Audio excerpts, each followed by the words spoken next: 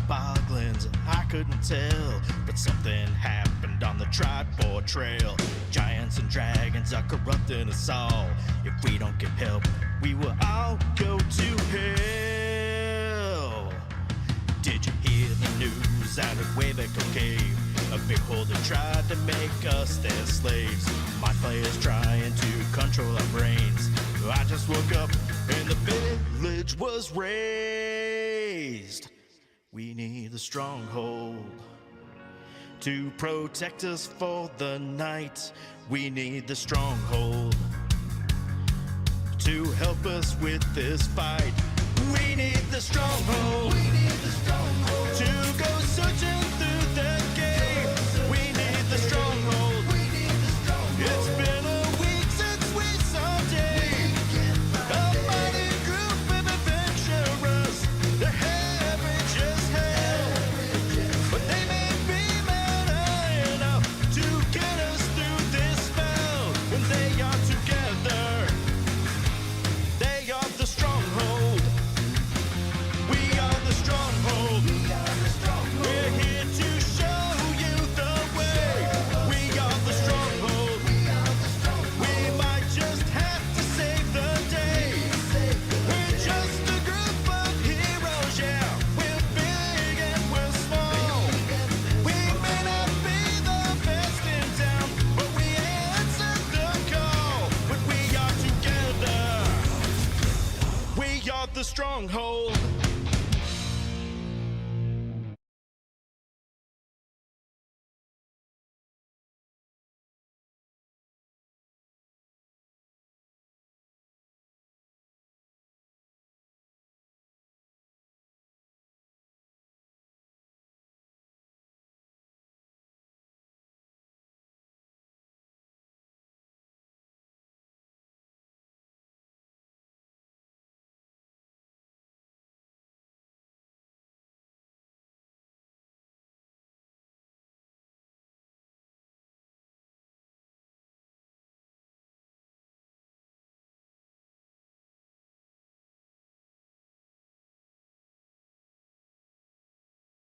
Try again.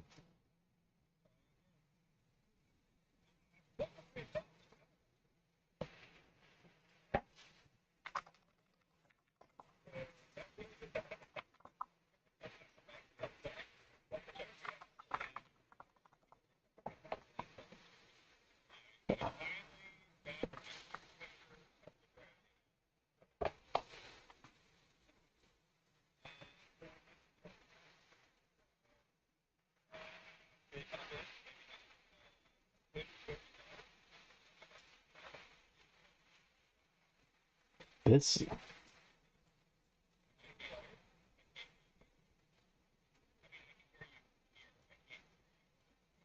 I'm trying to get it.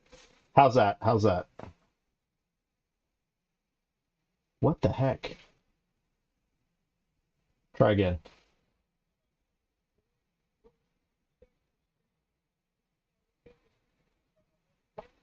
What?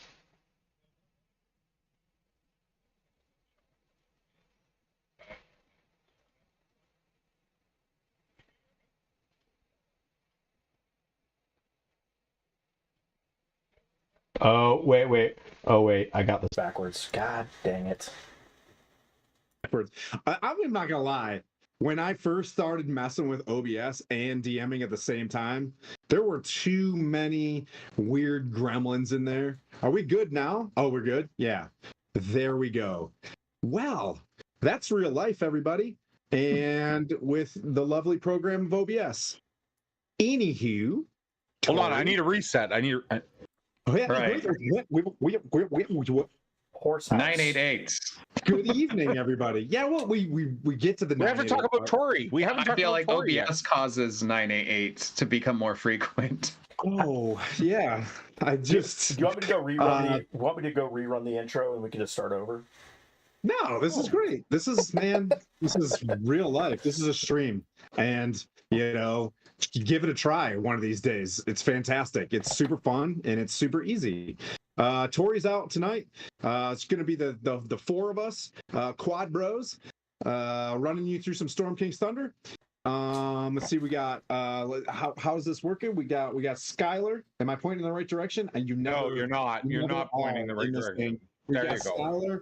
Skylar playing Blandina. We got on the other side. We got Charm from his channel showing up for this Wednesday night, and then we got Jay Remy from the FM radios playing a barbarian with us. So that being said, as we get started, I'm not a barbarian. Oh, you're How a dare player. you? But Oh, you're a God. Goliath. He's You're a basically a Goliath player. He's a Let's basically be a honest. barbarian. You're gazing at barbarian in your character sheet, with a Z. Jeremy. It says in the class, basically barbarian. Yeah. I'm glad. Just I'm a glad we're through splash. that. I'm glad we're I've through just that. got a splash of barbarian on the side. We've got. Is that the rage? We can just keep this going like this as a podcast this whole time. And if we play Dungeons and Raging. Dragons, we play Dungeons and Dragons. Raging. No. I am furious. He's flaming mad. I'm so angry. Oh no! I could slap someone. Just goof. This character was not intended to. Sound like anyone. No. Welcome Richard to- Simmons, maybe he's dead. We can talk about him. Welcome to Stronghold D&D, everybody. I'll let all the wiggles out. We all need to stand up and wiggle for a little bit.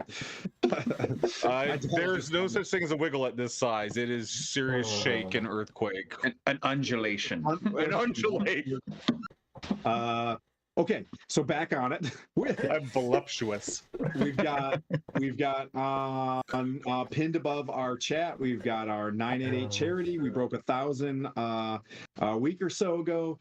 Really blessed to have some folks helping out with 988 that helps to support mental health awareness, suicide awareness, something that's very near and dear to me personally, to the rest of the crew.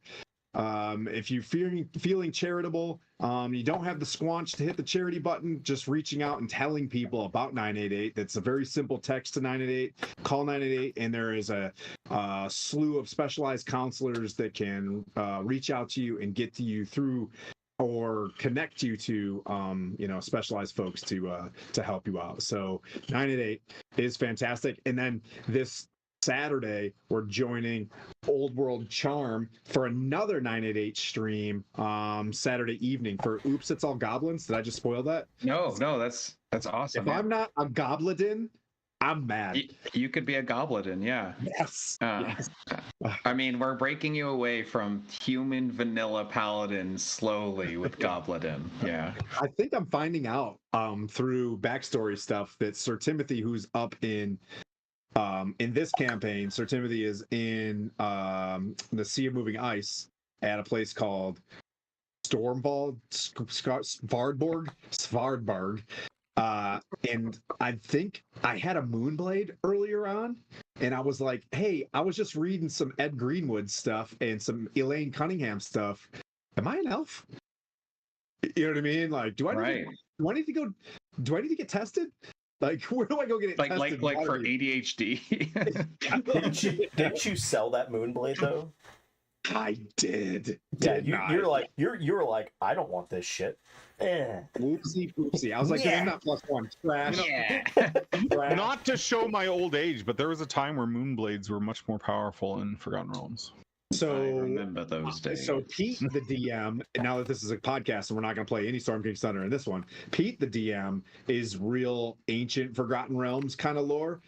And now that I'm going through all those, I was like, shucks, I think I just killed one of his arcs. So now I got to go back to Waterdeep and buy that from some dude and be like, can I get that? You're going to chase a guy through the streets again? Yeah, oof. Let's not do that again. Keep your Anyways, pants on this time. let's roll for the recap. Let's roll for that recap. All right. 17. Tim should play a sorcerer. I've already played a sorcerer.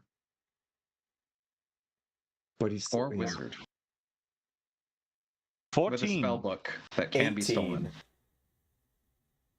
14, 18, and 17. Yeah. 17. 18's got it.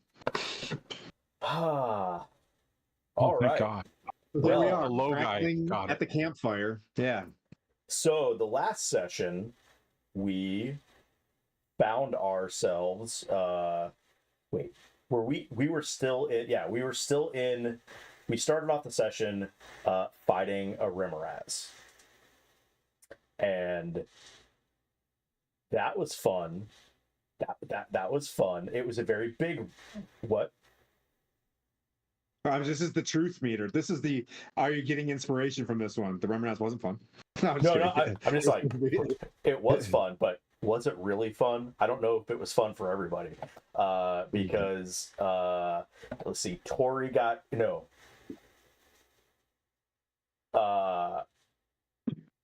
Jeremy.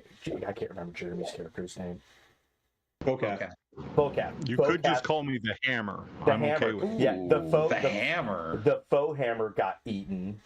Hammer don't hurt him. And then Tori tried to pull him out. Tori basically almost died.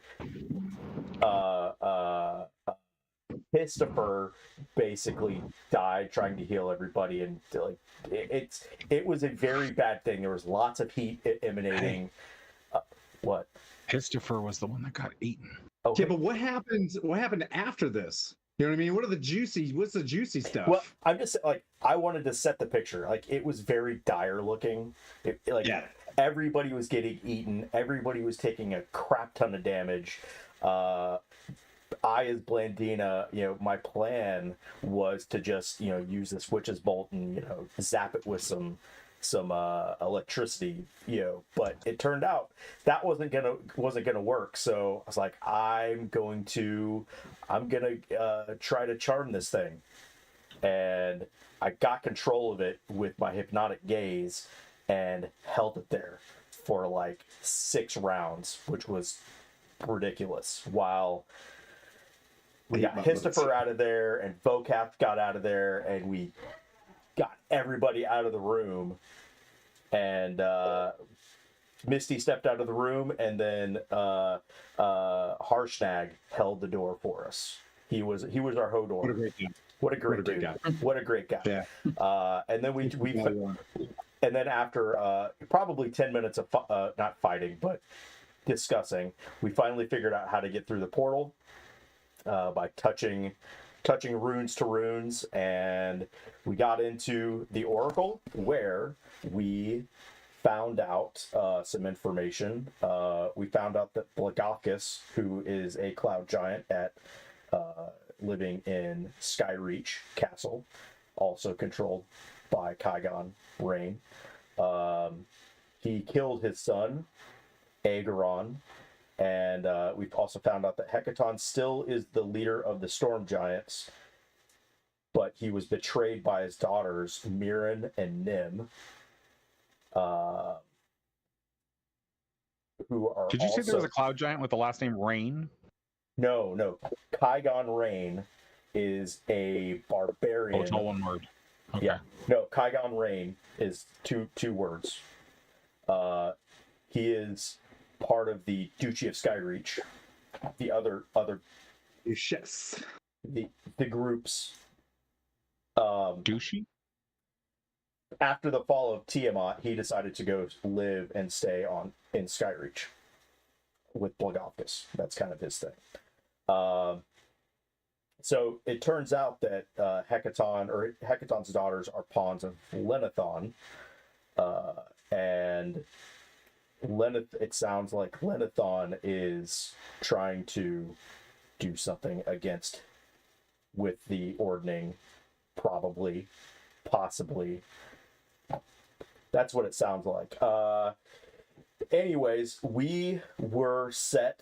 We were told by the Oracle that if we wanted any more information or anything else, that we were going to have to prove ourselves by finding and destroying a corrupted relic, giant relic, of which there are two things. We could either go kill Blagakis and get rid of him because he killed his son, who we found in the oracles, in the Eye of the Allfather, in the Oracle area.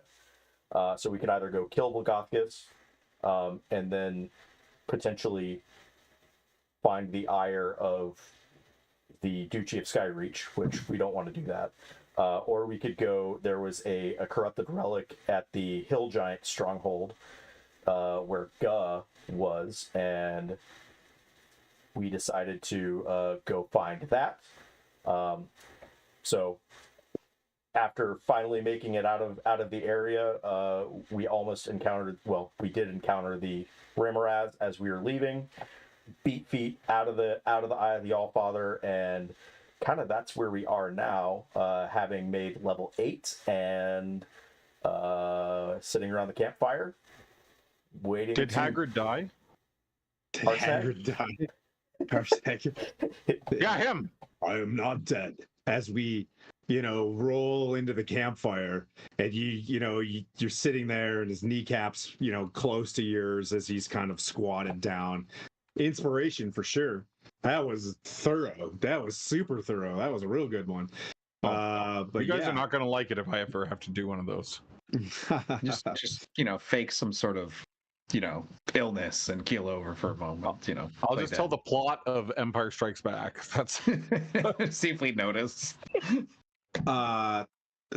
So you going into the great dwarven stronghold in the Lonely Mountain or whatever. There's a weird staircase that's built into the side of this cliff, right? That's about the size of Game of Thrones ice wall, right? That goes up into the Eye of the Allfather, and you guys made it halfway down of these big ledges, and that's where Harshnag kind of stopped, built his Harshnag size campfire where you guys begin to rest.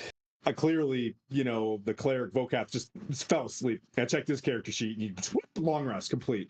But you guys have the option of do you want to do anything before you go nunite or not, as you guys head down here. I feel like I did a bad thing. It seems pretty safe. You feel like you did a bad thing. What did you do? Oh, I hit the long rest button, apparently. I didn't know I hit the long rest button. I'm hitting the passive aggressive button. No. Yes.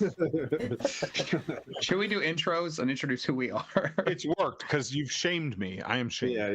Yeah. We can do that around the campfire as well. Let's see, Jeremy, can we get your character and all of your stuff as well? We can do that. That's fine. There was such a long, fumble bumble at the beginning. I kind of pressed through that, but yeah, go for it, Jeremy. You want me to introduce me? Yeah, and your character. Plug yourself in. Oh, okay. Let me see here. I'm Jeremy. Some call me DM Jeremy. Some call me other names. I stream here on Twitch under DM_Jeremy, or you can find me on Instagram and other socials as Old Men Rolling Dice. And I am playing Vokath Riverfriend, a Goliath cleric of war, and apparently barbarian-ish. Yeah, a Clarbarian. Do you want more? That's good. Yeah. We'll come back to, as you settle down for your long rest, kind of what kind of new powers you have at level. Oh, I'm well rested. Oh. Let's see. Charm, what you got? Yes, hi, I'm Charm. I'm the DM and usual game runner there at Charmed Fantasy. Please give us a follow. I am hosting a game Saturday with two of these gentlemen as my guest players for an Oops All Goblins game. That is a really fun kind of one-shot format. We're raising money for the 988 Suicide and Crisis Lifeline charity, trying to break records there. We had a great time last night for Doctors Without Borders. So please check that game out. There are still seats available, and not only are there seats available, but one anonymous donor wanted to let people know if they were interested in getting a seat at our table, that they've paid half the cost. So if you put together $45, you can join. It's the next person who signs up and jumps on the Ko-Fi to pay it and said they want to be part of Oops All Goblins. We are definitely going to have at least one Goblin Paladin, and I don't know what else we'll have, but I got some pre-generated character sheets with some unique abilities that are meant to basically die by the end of the game. You are meant to not make it as a goblin. Your lifespan as a goblin's like 2 days, so it's fine. But yeah, that's that. Check us out. Please jump in on that Saturday. Make money for 988 Suicide and Crisis Lifelines today and then. And yeah. All right. Well, thank you guys. Skylar, you got anything? I forgot to mention about the Spotify too. No, I'll just pop it in the chat. But yeah, if you just want to listen to if you like the song from the intro and want to hear it, go check it out on Spotify or wherever you get your streaming music. It should be up there in all of those places. Enjoy it. If we make $10,000 off the Spotify, we'll sing it at GaryCon. Just kidding. I'll sing it wherever. I don't care. Yeah, we'll sing it for free. Damn it. We should put on a little stage. And I'll back up vocal at GaryCon. Okay, nice. I will This is great. I will turn it I'll be into back up. I will turn it into a karaoke song, and we'll do it. This is awesome. All right, D&D. So, J. Remy, Vokath, you're sitting around the fire. You know, based on maybe the last little bit of what you're fighting in, what are some new powers that you have? What is something special that you want to share with your level up show and tell? Well, I don't know that 8th level was all that exciting for me, but I do have a sort of a better mix of spells now because, like, I'm getting up into that area. Oh, pardon me. I also have Divine Strike now, which means I can start dealing some extra damage with my hammer, which is pretty awesome. Bring down the. I'm pretty sure it's Radiant. Nice. In the battle with the Remorhaz, you've honed your fighting skills. Yeah, I'm forgetting about that battle. Yeah. I'm like it was bad. And fight at the same time, but Traumatic brain injury. So like I'm pretty being the competitive Goliath that I am, I'm like, if I have to think about that, because I kind of think it was a loss. I mean, we don't have to call it a loss, but Vokath in his mind thinks that was definitely a defeat. That does not happen often with Vokath, so he is he's maybe even a little quiet around the campfire that night. Okay. I like it. Brooding. Okay. I get it. Savathor, the artist formerly known as Christopher Hawkins. Yes. Anything new? What do you got going on at the campfire? Mourning the death of his horse, coming out and seeing his horse torn up after a fight is bigger loss than his pride or his own bodily harm to himself. Horse has been there through some tough times since the beginning of the introductions, saving people, but he couldn't save his own horse. He is in a state of quiet mourning and thinking more about that and the gratitude that his teammates were able to also make it through. He's seeing senseless death everywhere he looks, and he's trying to tap into a song and a study of deeper magics, having picked up a couple spells, one of which that he very much thinks he'll use, especially having seen Blandina apply a good sense of this magic, and that is greater invisibility. Ooh. Knowing Blandina is also a skillful mage, he's deferring to Blandina's expertise on what a wise or intelligent wizard would use this spell, and just trying to distract himself with the studious droning of a friend. Yeah, as a spellcaster through the bardic ways, like you also want to have some of these skills that the wizard has, and you figured out through Das Lut how to weave Mistra into there, and get yourself invisible as you see him, or her become invisible. Yeah, you see, this is good. Or don't see. Yeah. Or don't Yeah, see, yeah, as yeah. the case You're may like, oh, yeah. I just like that DOS loot. I love that. Das Loot. Das Loot. Yeah, John Bon Jovi, the best singer slash Actor. ever. Yeah. Let's see, and then Kills a Blandina. good vampire. That's true. That's true.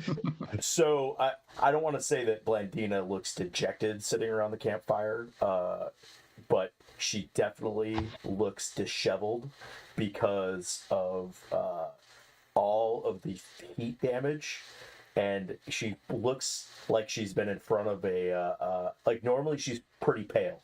Normally she's pretty pale, but she's basically been in the tanning booth, for way too long. It looks like that, kind of frazzled hair, maybe singed at the tips here, and very kind of very, maybe call it sunburn, but definitely heat burn on her face. Yeah, it hurts.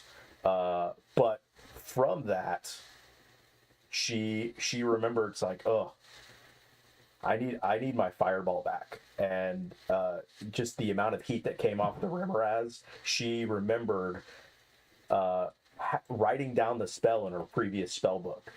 And it's like, oh shit, now I remember, and rewrites down the fireball in her spell book. So it got that back.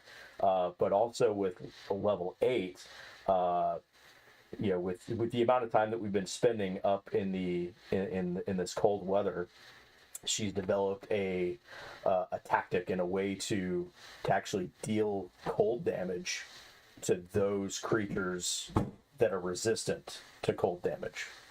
So now, because the majority of Blandina's combat spells are cold based, so now all of her cold damage is will penetrate cold resistant creatures, and they'll take the full cold damage. Not immune, but so ignores resistance to cold, and if I roll a 1 on a damage die, it deals 2 for cold damage. So, just like anybody heading to a real spicy range day, you guys came out of this and you all skilled up a little bit. You all buckle down your kit a little bit tighter, and you move maybe your med pouch to the side to get a little bit more quick action. You leveled up through your experiences. You've realized through this combat how to get through things, to reach your target a little bit better. Same with a barbarian. Torn King is sitting there as well, gripping his axe of warning that's not glowing, by the way, and working with the owl bear too, chill glaze. And I think if he does have any speaking roles, Charm, I think are you running that? Did you get the go ahead on that one? No. He asked, he's like, I think Charm's gonna play my character, and I was like, oh, what? He never brought that up to me. He's here. Oh, he's here. Speak of the devil. That was a great entrance. Did that just go bloop? Did the cameras just bloop? That was amazing. It did, but that's okay. Okay. Yeah, it was everything was unexpected. I'm sorry, man. No, it's okay. It's okay. That's how the number one thing that we have. Had a little situation, so everything's good. Okay. I'm just trying. I should have did this before. But go ahead. I'm here. What's up? Okay, all right. Okay. I'll not talk to Blandina for a second, as Blandina is just like going through her spell book, like she dropped her pen, and she's scrambling to try to fix the screens now. So Torn King, everybody just kind of went around the campfire and discussed how they leveled up, just as you comfortably want to pop in speaking, go for it. So just go ahead, set yourself up. Torn King's off to the side, kind of rewrapping his battle axe, getting more grip tape on there and things like that. Harshnag is interestingly enough as we kind of go through this, you see him on like a piece of birch bark, just furiously scribbling out a map, and I'm gonna send it to you guys in what do we call it? Steel Team 6. I'm gonna send it to you guys in there. I drew this today, so forgive me for how heinous Nice. this is. Nah, that's great, man. I love That's it. just those stick figures, those are trees. But you know, Oh. Harshnag, he's using a piece of coal, like a branch, right? He reaches into the fire, and you know, like there's a little bit of coal, and he's using that on the birch bark to try to draw you guys a map. If you want to put it into the whole miniatures thing, that's fine as well. But he hands this to you, and he looks at you, you know, gravely, like, I'm sorry. If you must go, I will stay here at the eye. And you know, basically he wants to you know, stay outside the eye and make sure that no nefarious creatures get in there in the meantime, right? Like he's just gonna park outside as a frost giant and just, you know, sunbathe. Or you know, it's super cold anyways. Actually, to totally recant, it is the summer in the spine of the world, but you guys are pretty far up there. But there's your map. Whenever so Skylar, I dropped it in the Are we the X? Yeah, you're the X with the circle. Hey, you're asking him. So Vokath, you're like, we're the X? Yes, I draw X where I of All Father is. I'm not sure if I spelled Mirabar right. And this is real Tim's handwriting when I'm hastily writing on my lap, trying to do laundry and things like that today. So this is what you get. You get what you get. You don't throw a fit. Oh, that's the grandfather tree. Yeah, so that's grandfather tree there. And he kind of orients you to the map, to Belial. And he points Belial here. And he points like Chief Guff tribe used to be here. Chief Guff was killed by Noinek and the Revengers, a very, very strong leader who is a half gnome, well-spoken leader of these other guys, and they destroyed Chief Guff as she was moving towards Waterdeep. Belial there, and he points. And he's like, the grifters of Everland were from there. And he points at the map. As a half Yuan-Ti, half drow, when he hears about a half gnome, Savathor asks, what is the other half? I'm sorry, deep gnome. My bad. Oh, He's a okay. deep gnome, right? Yeah, my bad. Yeah, I try my best, you know. Yeah. We're having a good time. I'm trying my best. Yeah. No, he's half a this big, half a guy. He's half a guy. Yeah, he's a little gnome. That's funny. I will leave you in the morning. I think I will head back. It has been great. I hope you return soon. Can I insight check that? Sure. He never wants to see us again.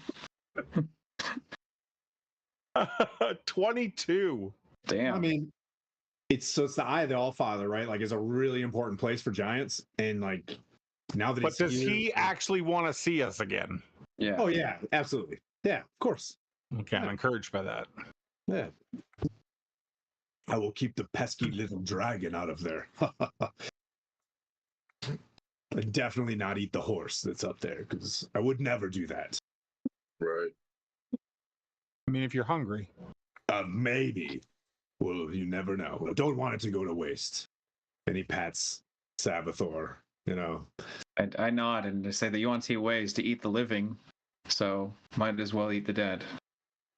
What? Skibbity. Oh, fuck that shit. Did you already level me up? I don't even know how to use Gen Alpha, but we're going to try our best here. Sigma. You already leveled me up, right? I don't think we leveled you. Hey, there's the map, everybody. If you want to see my fantastic artistic skills. Did anyone level Tori? No, I've not. What level is everybody at? 9. Eight. Right? Eight. 8. Yeah, somebody. Oh, I must have did it 2 weeks ago.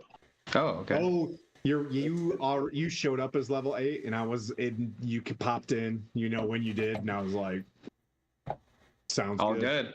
All good. Yeah, it's like it was too difficult to unpack midstream. Yeah. You know, All right. so there we are. He, sits back and begins to rest himself. He's eaten some dried meats, some salted meats that are about, yay big, and he's just kind of, he puts out some food over the fire as well and makes you guys a delicious frost giant meal, and he preps to go to sleep. In you guys look down and probably about like 500 more feet down this giant staircase that zigzags down to the base of the mountain.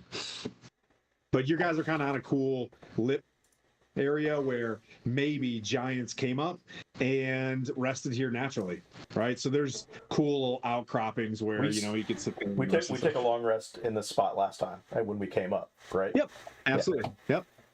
So if you guys want to take a long rest, you guys can rest. If you guys want to do anything else, you can.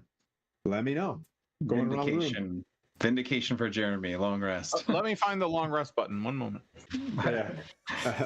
So, you guys kind of drift off into, you guys looking at the fire. You guys are pulling, your respective guard duties. The axe of warning's kind of chilling there. Tori, the Torn King, the owl bear kind of assumes a strong position, yet still allows you to kind of rest up against it. And there's heat going back and forth between the two of you, and you fall, you know what I mean? You fall asleep if you want to. Same with you, Salvatore, kind of watching the fire kind of crackling, and you drift off into sleep. And as you do fall asleep, you have a pretty vivid dream, maybe trauma induced or whatever, from the adrenaline coming down from sleeping. You still see the islands right away, like as you get the REM NREM, you know what I mean? Yeah. Situation. As you're on the cusp of like sleep paralysis kind of sleep before you wake up, you're kind of sitting there seeing the fire go, and you see images of like a ship, right, being run by Yanti in their various developed forms. Okay. Whether they're a what is it, Malmaison or whatever, you know what I mean? Right. Like around this ship, and you see like a symbol that is not as good as you would expect. It's like a trident with a snake kind of flowing through it, with like in your instead of East Indies Company, it's CA in this thing, and you're not sure what it is, but it's written in Yuan-Ti symbols for what your C is and your A is. You're seeing this ship traveling and creating trade and hapless civilian merchants and whatnot. It fades, it goes to a macro level, and you see this massive rolling kind of tide. Then you see that it is like very cylindrical, like a snake, massive, as you see this thing coil around the entire Sword Coast, and you see its lengths move, dipping down to places like Chalt, and swirling around. And you can tell as it just like it kind of has like these cool fluttering how would you describe them? Just you know, like I don't want to say like a mane, but what you would call like that creature from Jurassic Park that spits. Like You a know what I crest. mean? Yeah. Yeah, it's got one of these things, and it kind of looks up to you, and you can feel it offering some sort of, you know, not necessarily like a deal, but like you get this power, like a calling towards whatever this thing is. It dips back into the water and kind of moves away as you reach and you kind of pull back from whatever this beast was.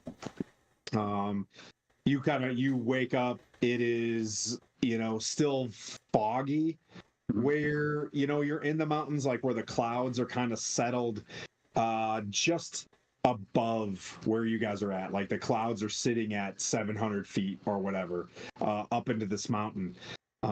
And you know, you come to, but it's a very vivid dream about, you know, you know, you're thinking about your destiny or whatever, and in this picture you saw something like something you may or may not have seen before based on how your backstory works. Ooh, okay. Yeah. I recognize that as Jormungandr, a world serpent. 100%. Yep. But it's been so long since I've seen the mosaic and the reliefs where my birth mother had raised me in the temple which she served, an unpopular temple amidst the Yuan-Ti. It'd be like remembering the place that your parents worked as a 5-year-old. That the fogginess of the memory where you feel small. Already the statues were so huge that to return to them would probably not diminish the scope of their size. And I am waking up, flexing my fingers, releasing the tension of my jaw, spitting out or swallowing, as the case may be, depending on who's up, the venom that no doubt my fangs have produced in the tension of the night. And I will kind of look and see if other people are as early morning risers as Savathor is. You all wake up. Yeah, you wake up because of this weird sleep paralysis kind of stuff where like you couldn't move, but yet you're kind of seeing in the fire. You wake up, the fire's kind of died down, but it's still not very bright, you know. And after a few moments, the owlbear kind of shakes off some snow, and which wakes up Torn King, which wakes up Vokath, which eventually Blandina, you know what I mean? Like, kind of wakes up as well. And you guys are sitting there around the campfire, fully rested, and level 8. The map's there, and you notice that Harshnag is kitted up, and you see him about 3 steps up, which is probably about a couple 100 feet away, and he does a big, you know, wave. You've got the map, he explained to it, and you see him kind of head back up the mountain, and it gets really quiet, and it's just the 4 of you. I'm gonna hand Blandina the not Stanley cup filled with magic bean juice, warmed with magic, and just say, I have charmed many creatures. I can't yet fathom the skill it took to meet that thing's eye to eye and hold its gaze and save our lives. I don't have anything of value yet, being apart from my trading company and the trade routes. When we get back to a major city, I will, of course, show you the depth of my gratitude for saving my life and the others, I'm sure, but I know you value this. And in the cold wasteland of these mountains, a hot drink in such a fine, well-crafted, non-franchise associated mug, I'm sure is its own reward. I have so many of those mugs. inside this house. I don't know how You have every week a new big dumb cup arrives into the, but there's gnomes or something that just bring them into the house. They're pink and they're magenta and they're gnomes, not your relatives who live with you. yeah, Gnomes. yeah. Well, first off, completely taken aback by Saboteur, coming up. Yeah. I'm disheveled, and it's like, oh, I can't be seen like this, and just immediately prestidigitation, make myself look perfect. Oh, Dude, that would save hours of lives. Hours. That's amazing. it's like, My face. I'm presentable. and thank you. I need like 3 more of these. But thank you so much, and don't worry about it. You know what? It is. I only want to help my team. I also want to better myself. But if bettering myself helps you guys, that's all that matters. And figuring out this stuff that's going on with the Giants, like it's mind-boggling. But you don't have to repay me. Don't you worry, sir. Oh, new blade. I like this. Well, But- that's icy Blandita. I can charm you. Charm. I will mention that I've learned a new spell, and I will bring it up to everyone and say it is a hypnotic pattern of incredible potency.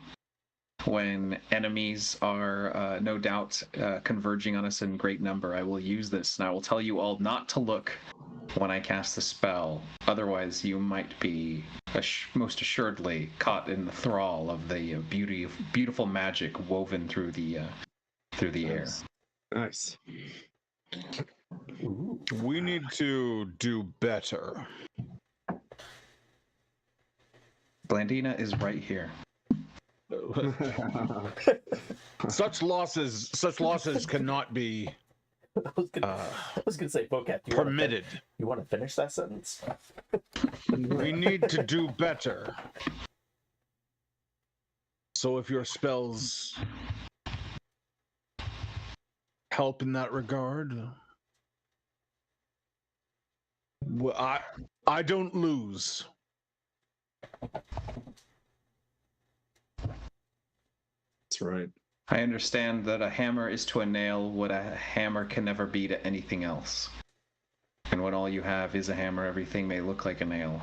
But we will adapt together and be other tools to augment your strength as the hammer. I have not fought alongside you and Torn in a very long time. But now I'm ready to adapt to your strengths and support you all. You can see Vokath trying to work through your hammer analogy in his head, and his 8 intelligence is not bringing it together. But he's quiet for the time. That's a hell of a dumb stat. Goodness gracious. So I'm gonna stand up and walk over to Vokath, who I imagine is sitting with legs both just right out in front of him, and I imagine that his torso height is probably about as tall as I am standing, and I'm just gonna walk up to him and grab. Because standing I would be just over 7 feet. So yeah, I have a fair bit of.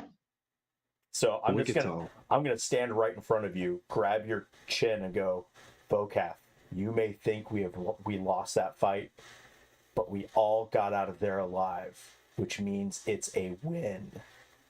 It's a win. Take it as that.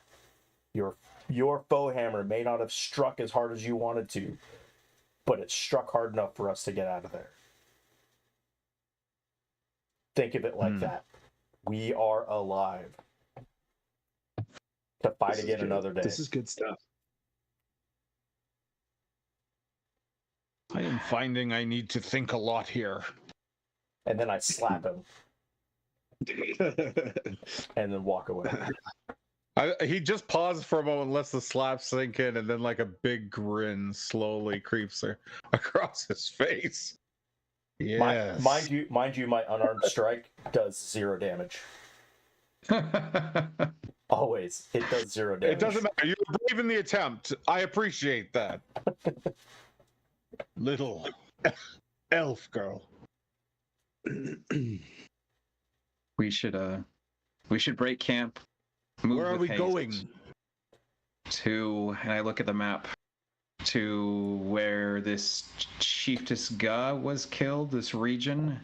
We need to where go the- south to Bellyard to find a Yes. porcelain mask.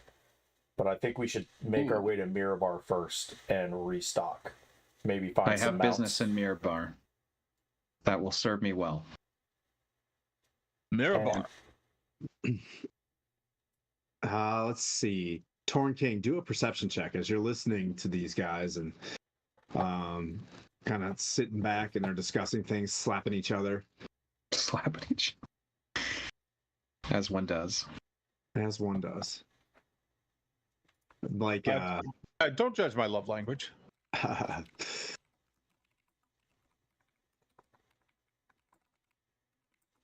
That's a 3, my man. a 3? Wait, 7. Okay. Yeah. So you missed that one. But I will say, as things do get closer, yeah, I'll say like you miss the a solid reaction time, but like you do hear wood like from above you, and then you hear and you hear this, you look up, you start seeing in the cloud above you just like a dark like blob, kind of like a big, darkness in the cloud, and then a ladder, like a caving ladder, just falls out of like the mist, the fog just drops down off to your, just like off the cliff Towards me. not towards the party, but I'll say, you know what I mean, since I was timing this or whatever. lost in thought. I was lost in thought. I took You're that. just staring at this and you see you see nothing but old mountain, stone, giant craft, trees, nature, a ladder, on hempen rope, just drops out of the cloud. Okay. Can I use, like, it's heading towards the party? It's just sitting there, stationary, about a foot away. Okay, I from warn everybody. I warn the party. Look. Tell everybody, look. Yeah. Okay. Do y'all see that? If there's just a ladder like hanging from nowhere, I'm grabbing my hammer. Okay. And preparing for battle. I activate I want to roll out of the way. I'm going to activate from my Ion Stone and Mage Armor. Gentlemen, just because it's a ladder does not mean we have to escalate things so severely. We're not reach. Well done. We're not escalating anything. We're just waiting to see what comes out of here. Man just basically grabbed his Desert Eagle of a weapon. All right. I look at you and I'm like, I say, with everything we just been through, you think that's not a threat as well? I mean, I haven't been threatened by furniture since the unfortunate garish selling of antiques from oh god, what's the place from Baldur's Gate? Ooh. Oh man. But I will say this: we can take steps to avoid danger. Yeah, like roll out of the way. Is it approaching us? Like, is it hanging there? Just hanging there? Yep. I'm gonna I'm gonna climb the ladder. Okay. Really? Really? I ask you, what are you doing? Are you up? Are you going? I'm just gonna talk to you like you are him. What are you doing? As you start what are you climbing doing? up, you see the bottom of a boat, a pretty large ship. As you're going up, you see the wood of the keel of what looks like a ship of some sorts, with like fastened skis on the bottom of it, like it was built for this area. As you kind of climb up, you see that there is a bit of like an opening. Salvador's up there. Anybody going as Salvador? I look. I'll say. I will answer the questions. I'm not gonna let him go by himself. Yeah, I'll say this. I'll say. Caution does not become us. We've already strayed too far away from a path that I think we should be on, and at this point, I have prayed and I have had dreams. My dreams say thus: wherever a ship is, there is our horizon. Okay. That silver tongue, man, gonna get us killed, bro. There's no ship. Say that. It's like a ladder. Torn King gets on the next one, and you go up. This is about 50 feet high as you get up to the Salvador is still going. Blandina and Vokath, you're staying down. You see them disappear up into the cloud, right? And but you see the rope ladder kind of moving like so. You know what? I'm a wizard. I'm not touching this thing. I'm going to cast fly and then fly up. Cast it, and you go up. Yeah. You travel up a little bit, and you kind of move. Are you going up, Vokath? He's holding on to it. Oh, he's holding. I love this. So you cast fly. You move it a little bit. You see your friends climbing up, just bolt. Salvador's like, I see a ladder. I do ladders. This is one of my vices. I see a ladder. a ladder. I'm on a 12-step program for Just kind of ladders. traveling up behind his buddy because you know what I mean. Like no one gets in a bar fight alone. You know what I mean. Like I don't care whose side's on whose side. If you puke, I puke, and he goes up there too. But you just like very elegantly, and I don't want to say demure because that's being overused on the internet right now, but you float up, and as you climb up, the mist, the fog kind of dissipates a little bit. You guys were in a little bit of a thicker part where you were at. You climb up, huge red balloon attached to a decent size like skiff, like a galleon sized ship. Okay, this thing's got a couple decks. You're seeing the ports on the side, where someone could look out. There's 3 or 4 ports with a big, like there's like an eagle of some sort on the front of it. We'll go to I don't know which cam you're. Oh, you on Krista cam already?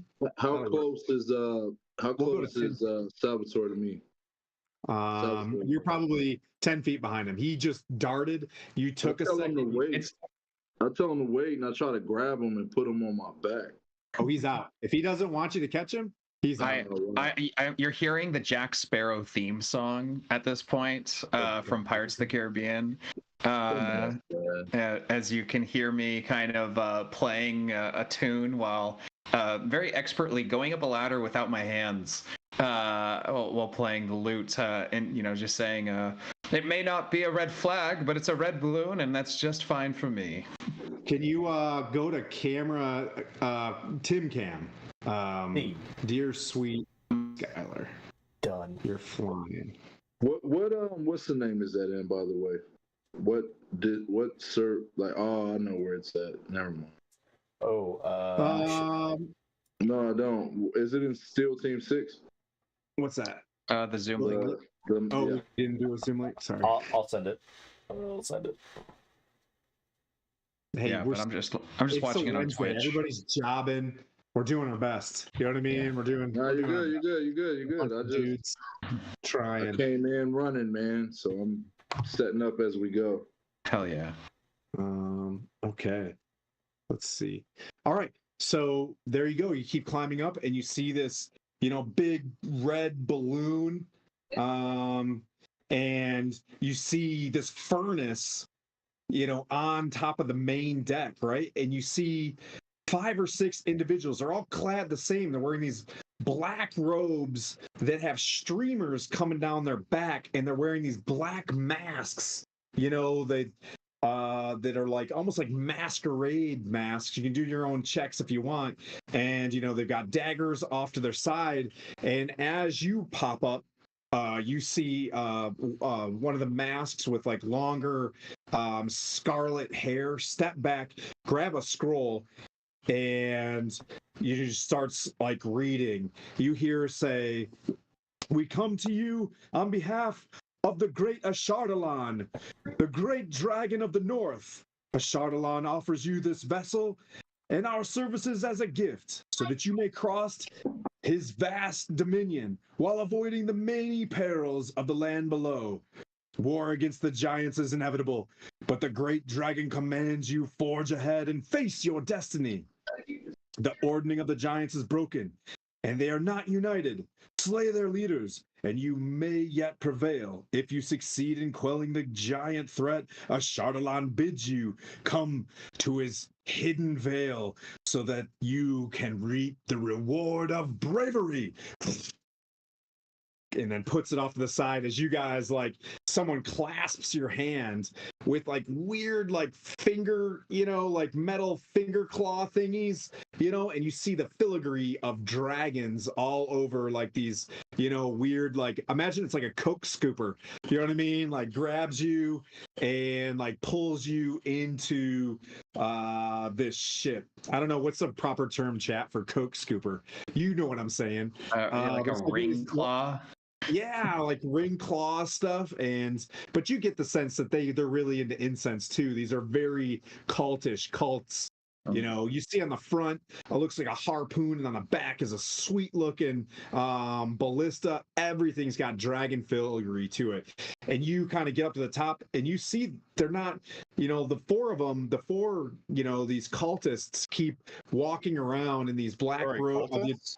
Yeah, they look like they've got like red robes with, they're black robes with red trim on it. Sorry, I gave too much. But can I do a history or religion check or whatever I need to do? Clear that for me. Can I hear them? Can I hear talking above me through the cloud? Oh, this person boomed this voice like they are a cadet in the Corps. I'll climb up then. Okay. Nice. I got a 22 on this.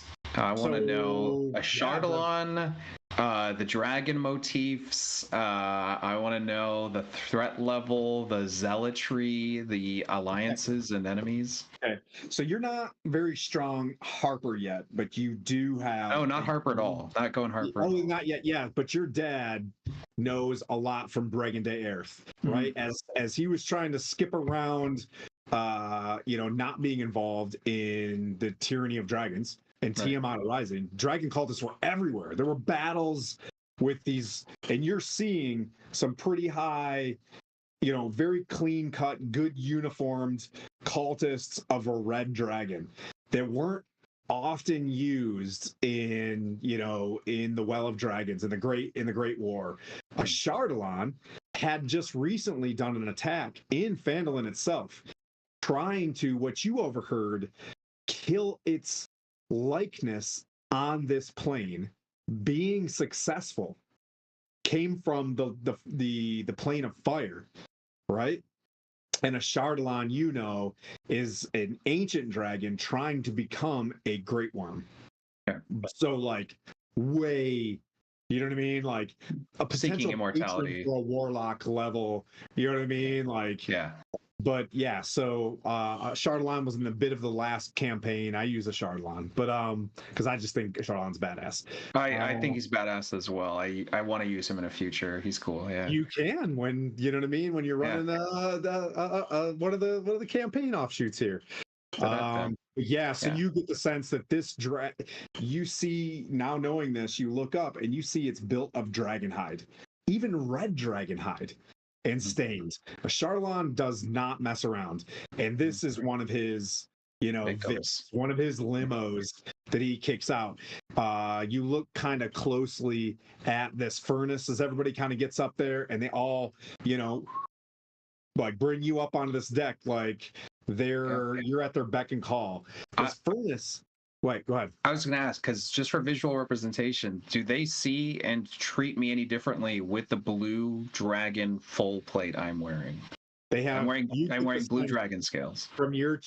You get the sense from your check, they're on orders right now. It doesn't matter who's on here, they're on orders. You know what I mean? Like, right. What I should say, because I'm seeing a dragon's corpse on the ship, essentially being used, like the skin of the ship being like this blimp, as I understand it, for the furnace.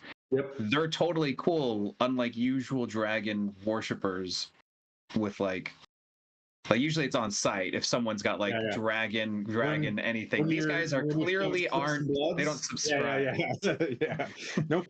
I mean, sure, for the flavor of it, there's a little bit of like a cringe, but you get the sense that like what the level is you're doing, you didn't see it. So you get this immediate sense that these dudes are on task to you. Yep. You also get the sense that, these dudes are evil. Like straight up evil, so they would kill you on sight anyways. Yeah. But there you are. Who am I speaking to? Captain or cult leader? Yeah. So you hear, as you can see through the mask a little bit, as she identifies herself as Dragonwing Delphine. Delphine.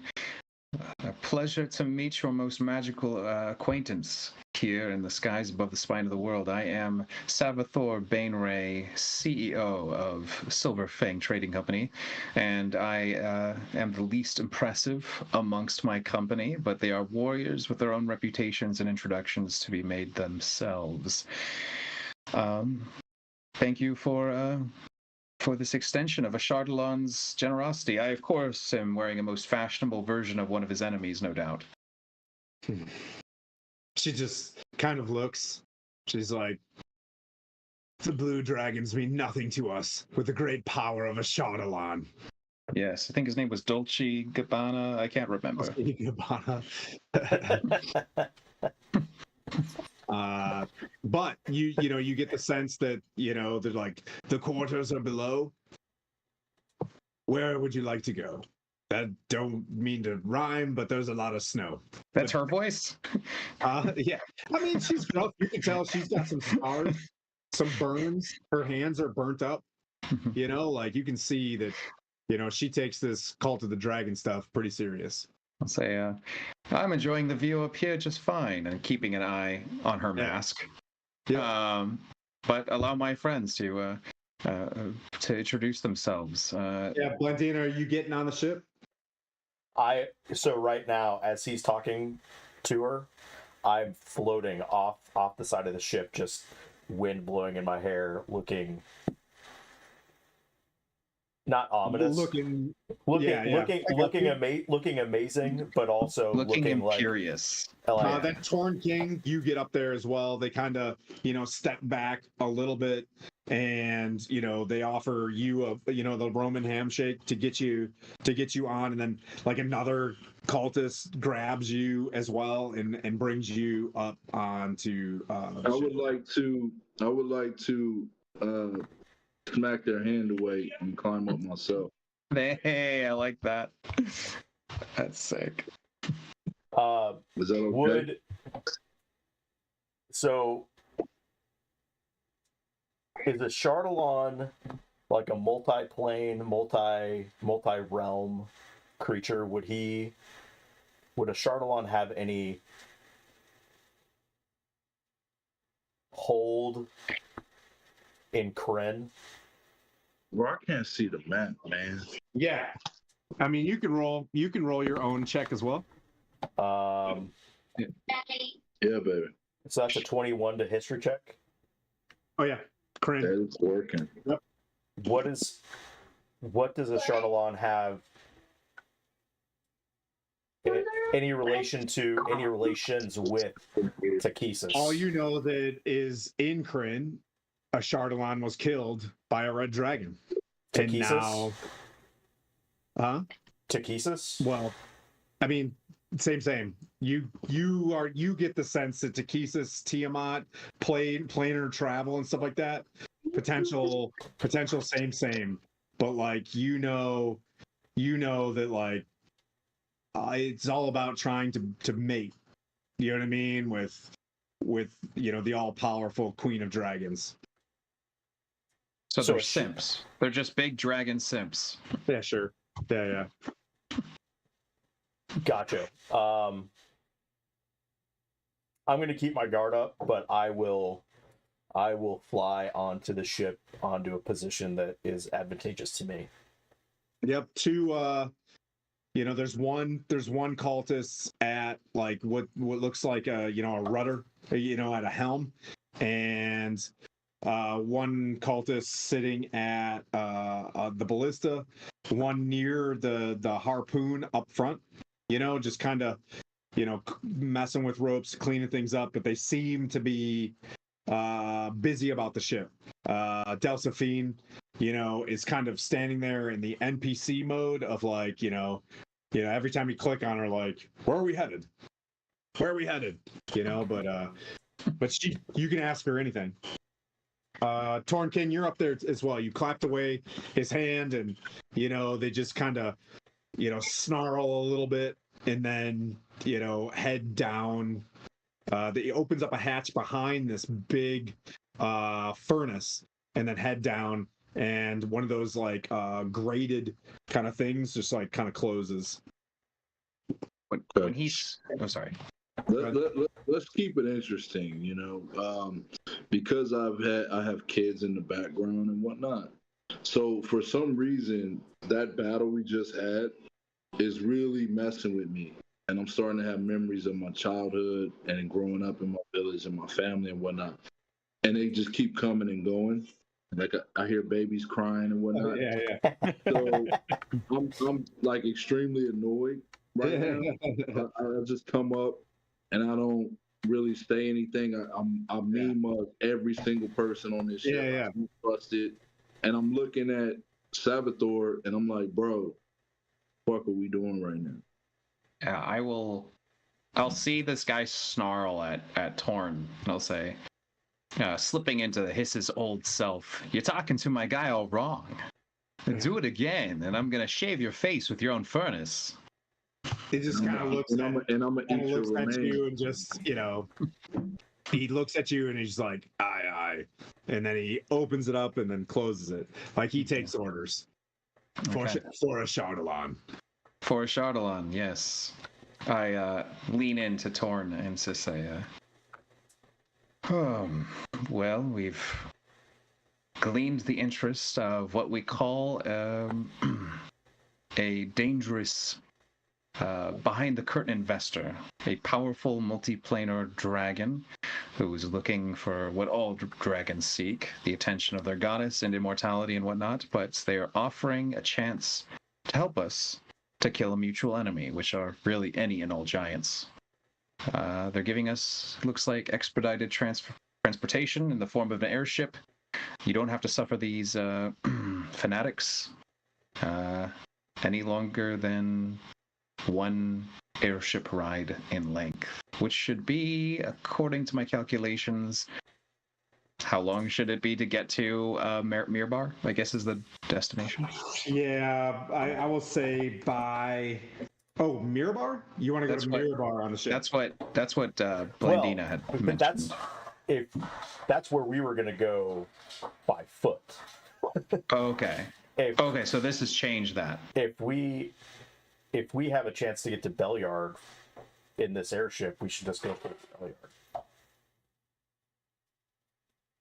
In that case, I'll say, I would think. How long of an airship ride is it to Belyard as the crow flies? It looks like it's fairly long. There's actually a chart, and you guys probably know this. What is it next to? It's next to It's close to.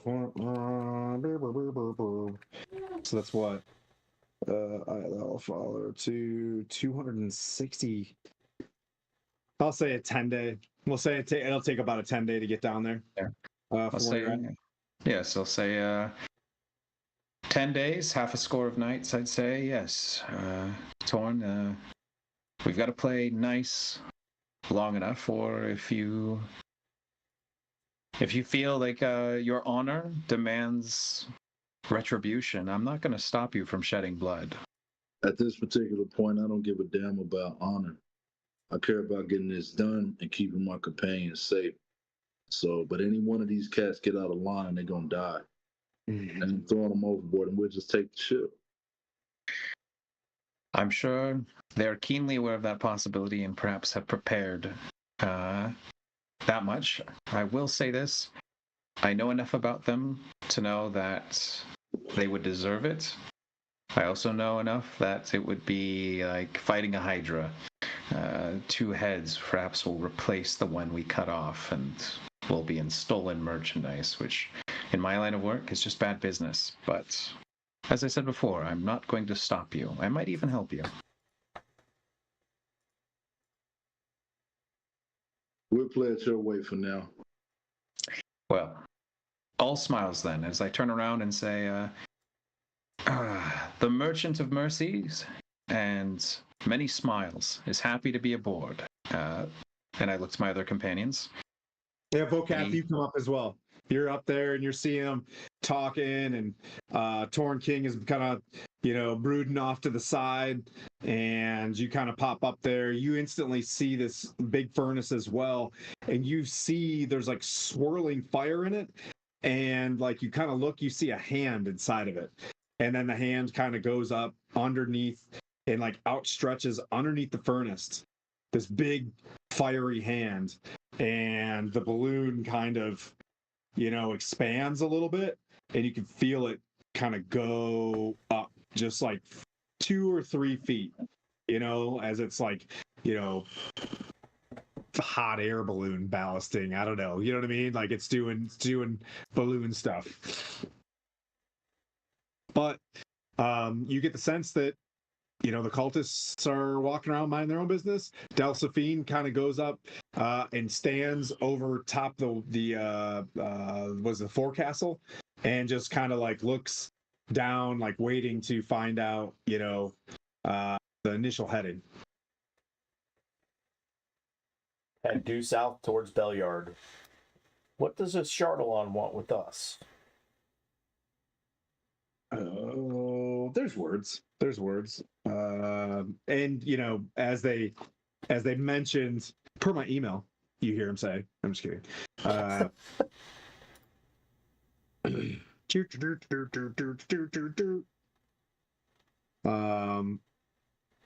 It just,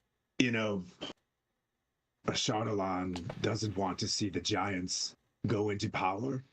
Chardalon doesn't want she's got a real gruff voice, she's like, Chardalon doesn't want, you can tell she's got a big slice on her neck, she's got a bad bar fight. I'm just going with whatever voice I picked. Chardalon does not want this any other of these nasty giants to take charge and throw off whatever balance there is there. There's a vacuum of dragons in the world. We don't want the giants and the dragons creating problems with each other. It's just a balance thing, you can tell.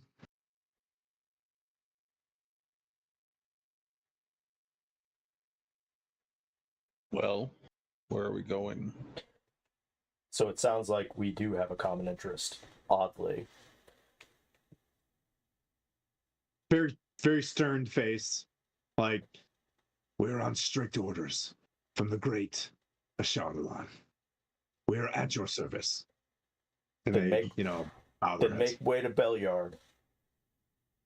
To Belliard. And they, you see the guy just like turning it over, and you hear, he looks down inside of a grate, and you hear this big, like a whoosh from behind it as well, like a wind coming out the back of this thing, and the flame hand goes up, and this thing kind of turns off to the what is it, to the port side, heading south, and then just breaks. You can kind of see the clouds of the spine of the world, for a few moments, kind of just go away as you see summer ahead of you, and like the cold air kind of like brush off after, you know what I mean, like a few minutes, and you can look and you can see these massive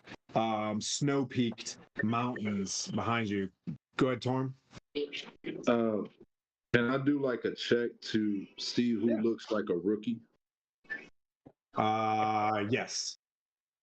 Which check would that be? Perception? Sure. Yeah. All right. I'm looking for a rookie on the ship. Okay. That is a 12. You hear someone, they're talking, and you keep hearing like, "Wake Zalthea up. She's always sleeping in." And they're kind of complaining about Zalthea, down below decks, trying to get her on shift. Yeah. That's as rookie as you can get. What you gain is like someone who's not in the most amount of favor. Okay. All right. I'll keep it. What's this? Did I hear a name? I don't. Zalthea. Okay. All right. I'll keep that in mind. Thank you. Yeah. Sort of out of character, just a question. So we were told the mask is in Belliard, or the mask was at Grudhog with the death with Guh.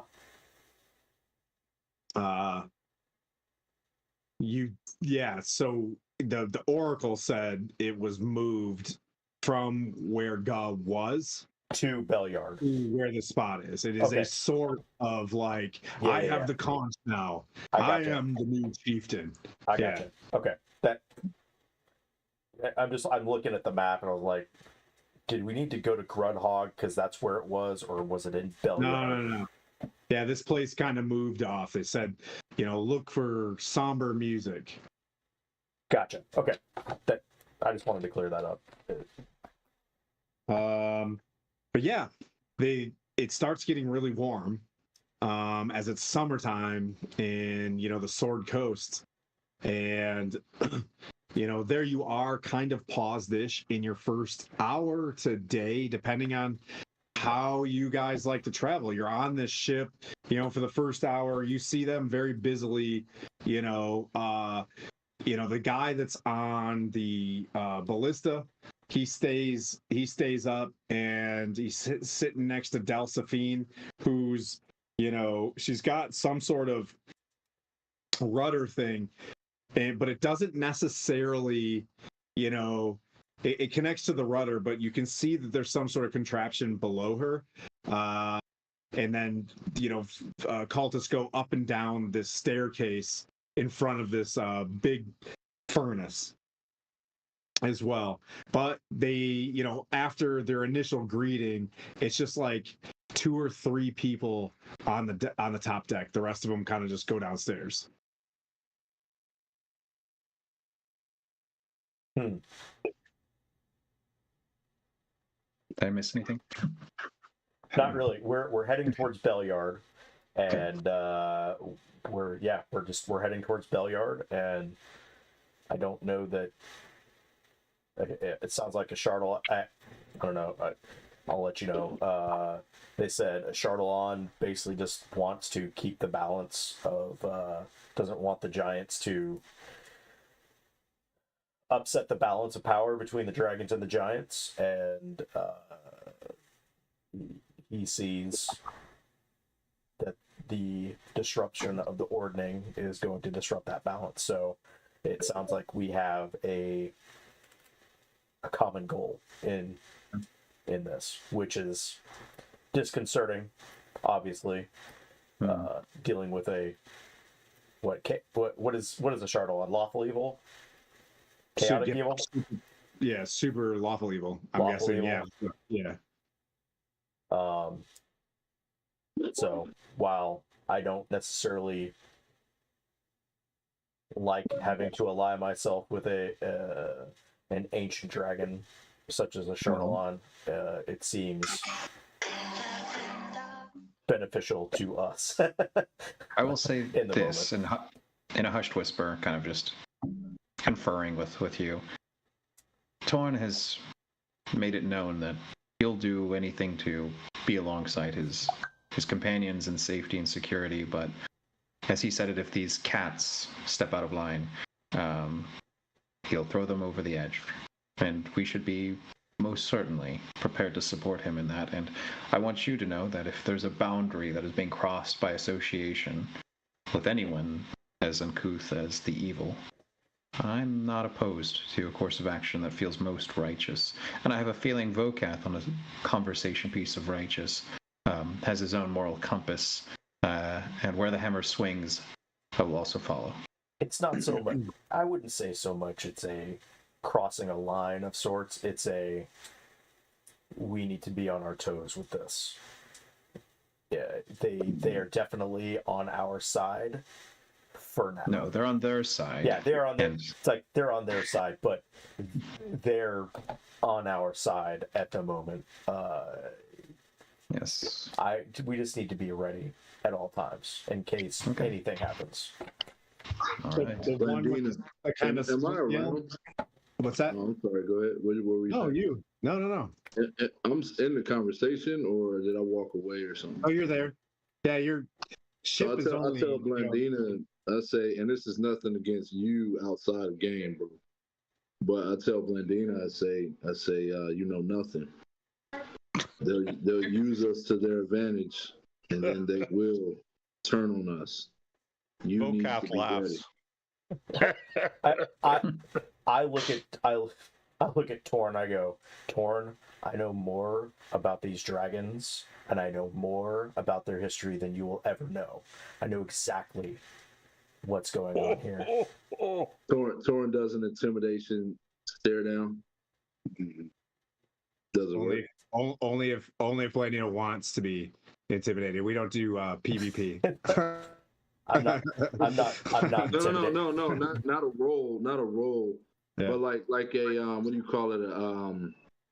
Like we lock eyes. You know what I mean? And I'm assuming Blandina seeing how fierce Blandina is, Blandina locks eyes as well and stands her ground, right? Or no? Oh, absolutely.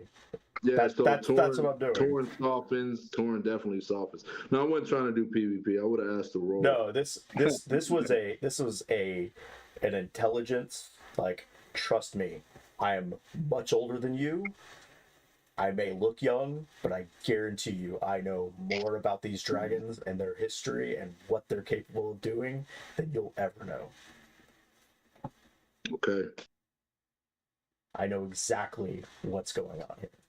That's why we need to be on our toes and ready for anything at any point. Whether or not they seem to be on our side at the moment. Torn accepts it. And then, oh, go ahead. Sorry. And to that point, I am understanding enough as well of the history to know that while a Shardalon's power is being invested in us, as long as the results are the same, mutual enemies, these giants being dealt with, the death of these crew members will only be a mark of their incompetency in his eyes. So, Agreed. Keep in mind, we're not going to likely rock the boat by throwing people overboard until the moment we stop acting in alignment to what a Shardalon wants. He sees us short-lived races as playthings. Most things his age do. He is a patron-level power. We do not want to cross him, but everyone else, we can step directly across on our way any which way we need to, I think. Agreed. Does anybody else here speak or understand Draconic? I do, but I'm sure everyone here does, as that's their cult. Well, I only say that. Listen. Keep your ears up and listen in case anybody starts speaking Draconic, thinking that we're not going to understand them. Tempest blesses both sides of the battlefield, friends. We need only stand on the side that's going to win. They Fair don't really enough. talk the cultists either. That's They're fair. kind of That's fair. It's they're just very understanding that this is a very draconic thing. It's like just for also these for are you. 100% dickheads though. Yeah, but this is more for you, Tim, to know that there are people on the ship that understand Draconic. So Yep. if conversations, yeah. so if conversations do happen, we will be able to. If we hear it, we will be able to understand it. Okay. Let me know if you want to roll for those. You know, we'll do an overarching one. If it's low, you can miss some things and pick some stuff up in the next few days, as I always do. Your 20 that you got, off your history check. What I like to do with 20s, if it's a 25, like you know everything for like.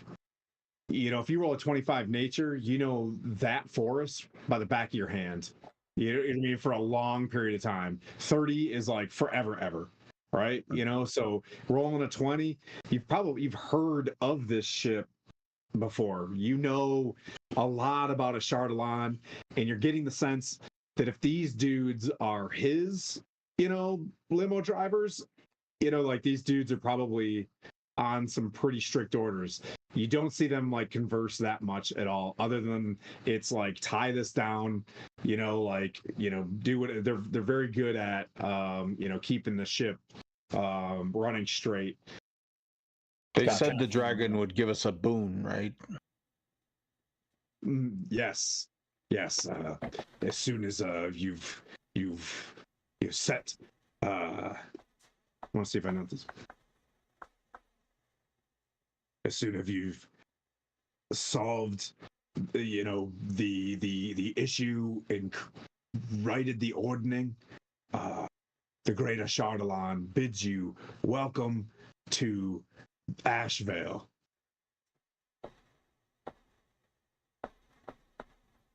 Ashenvale sounds cool. We'll call it Ashenvale. All right. Interesting.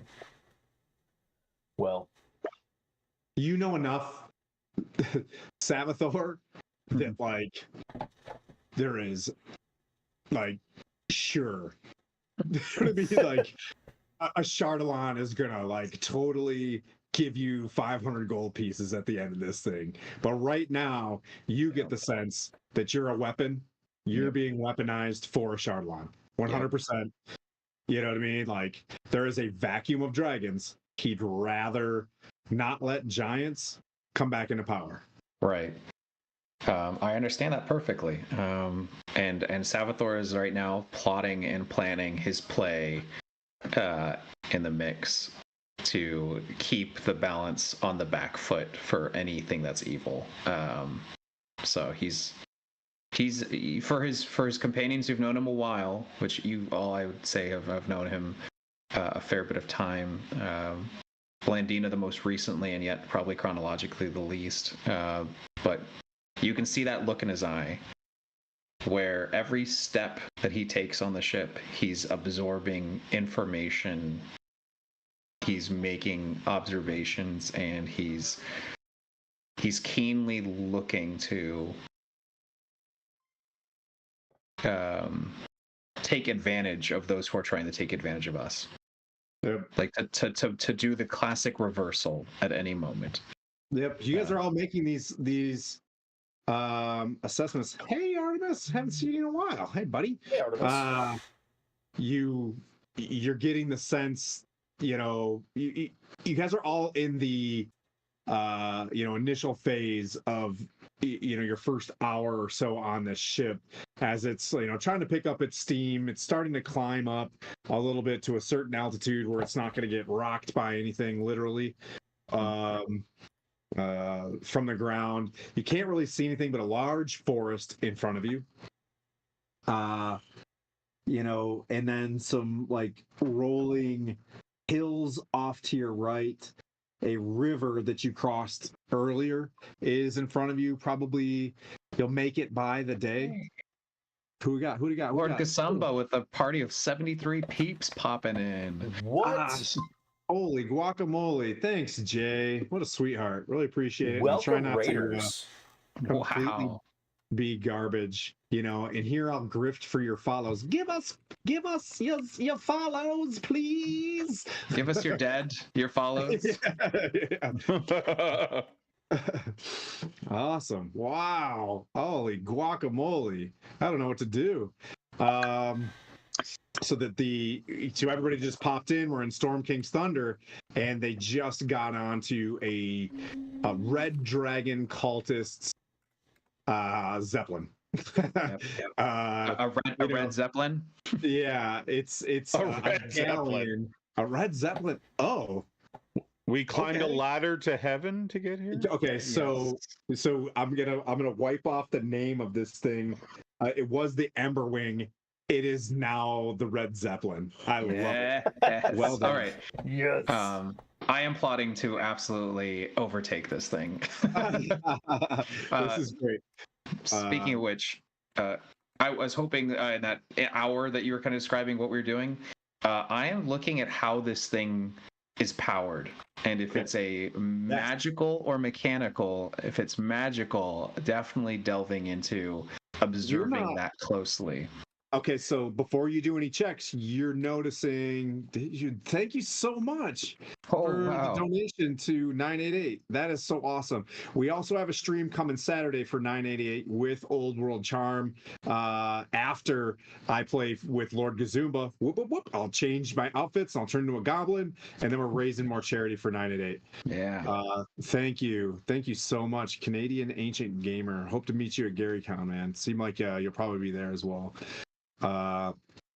So we'll you notice without doing a check that there is no shoveling coal into this furnace. It is just a like a marble, we'll call it marble, like oven. Like it goes like up, and you see a hand kind of go closer to the balloon, up into its little balloony crotchal region, and then it'll come back down to gather, like it's like a a balancy thing. The hand goes up, and it climbs. The hand goes down, it descends. You get the sense you haven't gone downstairs yet. But you hear a whooshing sound out the back, like there's some sort of energy that they have. All right. If I can talk to them up here, Yes. whatever I would like to try. Yeah. Otherwise, I will relocate. You want to talk to who? The hand, to quote the 90s. The hand is upstairs. So if you walk close to it, you see a infernal kind of figure inside this furnace, writhing around in a swirling flame, and you get the sense that it's somehow contained in this furnace. Before you do any checks, that's what you see. Right. Talk to the hand, because the face ain't listening. Well, hello there. You are masterfully using your thermodynamic evocation abilities to a unique use. Is it consensual? What languages do you speak, and can you do all? Do you have the thing that does all? I can spend an action to be understood by all. Yeah. And if I discover I'm not being really heard because of that, I will just do that and spend that. Okay. You ask, and it responds. You can be comprehended, Can you comprehend? Let's see. That's a great question. For 1 hour, and then I speak Common, Draconic, Giant, and I cannot. It's a one-way, unfortunately. But I will. Nothing really, you hear a whoosh and the thing climbs up for a little bit and then whoosh, it bellows. I will say, will you whoosh lightly if you understand me? Oh, whoosh. Will you whoosh lightly if you are being held against your will? Whoosh. Would you whoosh lightly if you'd like that circumstance to be changed to mutual benefit? Whoosh.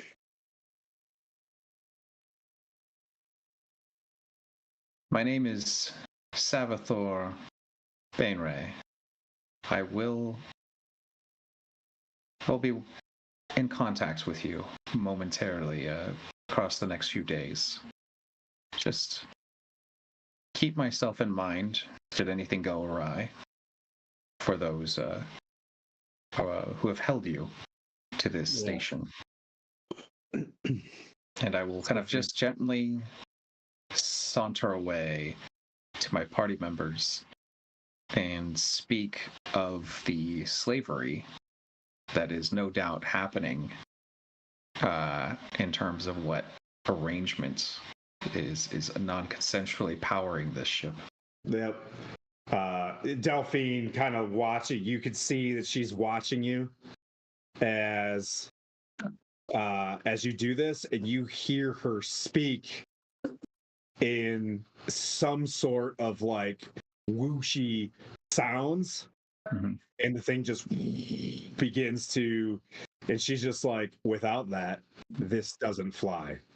And she says that to me. You can tell she speaks Ignan, you know what I mean, or whatever that thing is, and you were just speaking it to whatever that was, and she just, spoke to the furnace. Right. It doesn't have anything, and she just walks. She's like, "Hey, it's on you. Without that, this doesn't fly." Oh, I don't know what you're talking about. I thought you were just making eyes at me from across the way. All this tension. She says to you, she goes, "Whoosh." Whoosh indeed. Whoosh indeed. Giddy up. Perhaps I could have a private word then with you.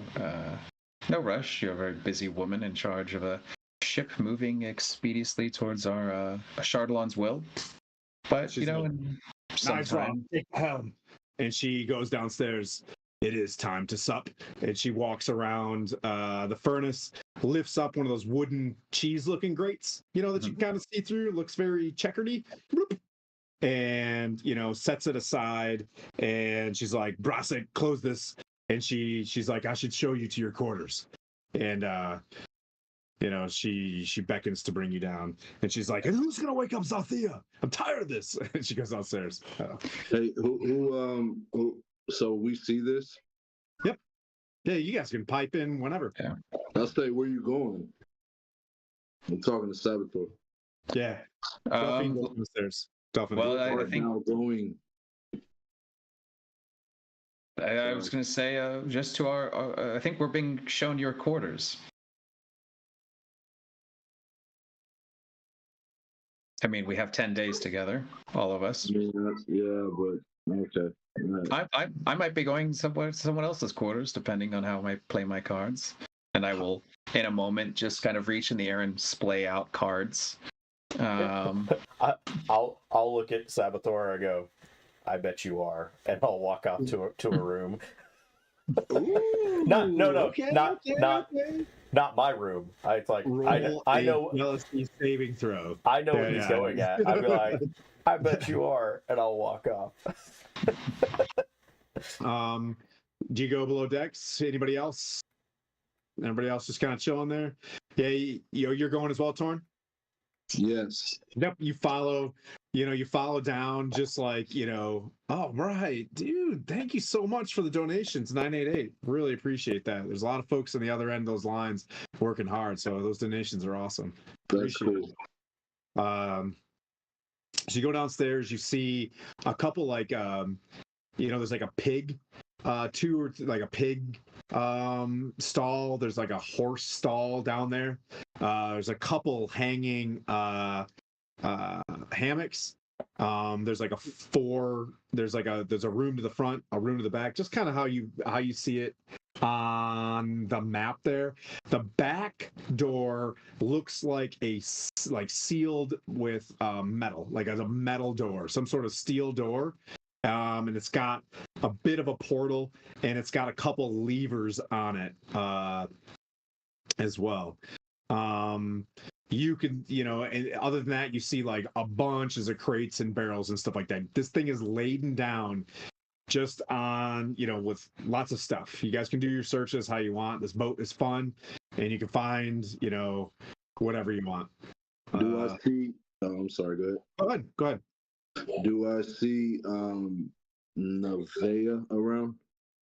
It was Nevaeh, right? Yeah, Zalthea. You do see a red-haired, the back of red hair.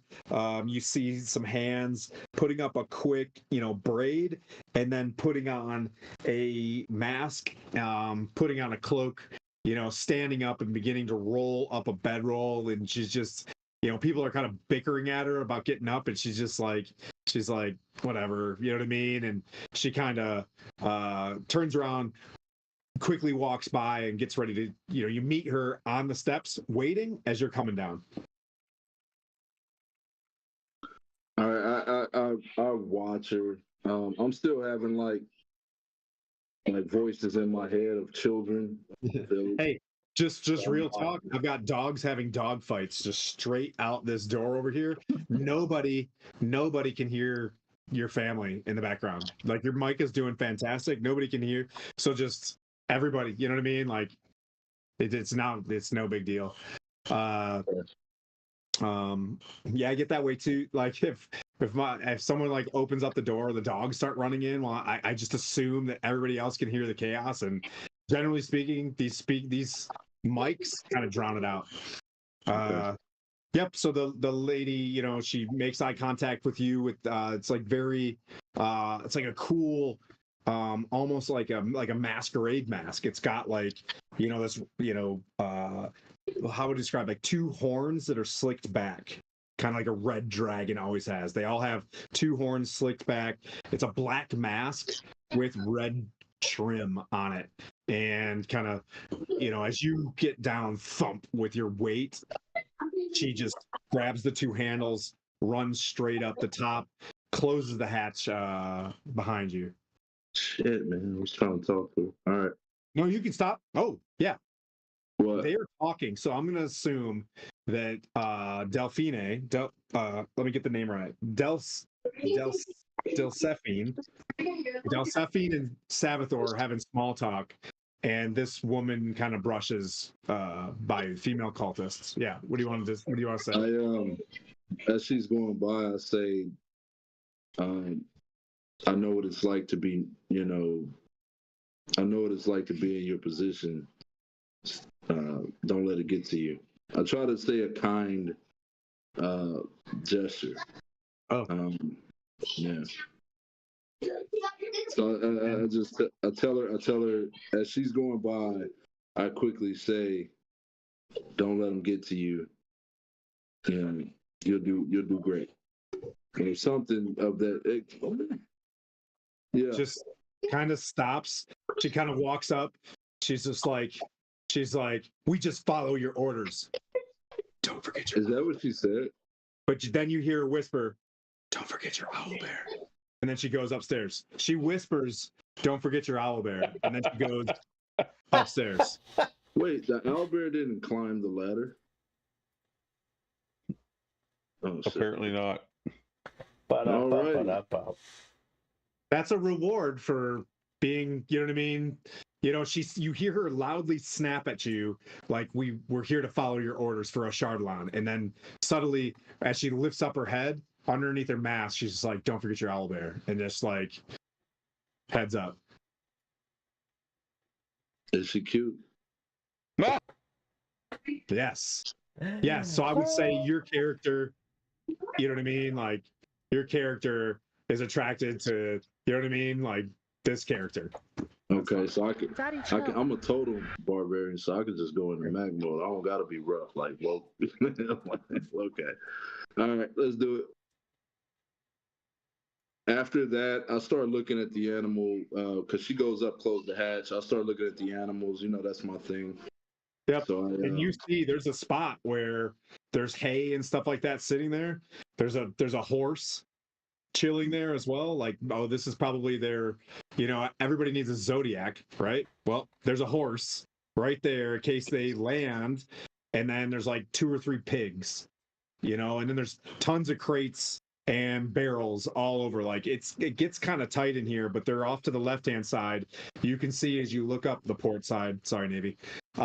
You look up, there's a way that your owlbear could get down inside here and then take one of these cubbies or sit up top, however you want it. okay, so I be respectful. I go up to the horse.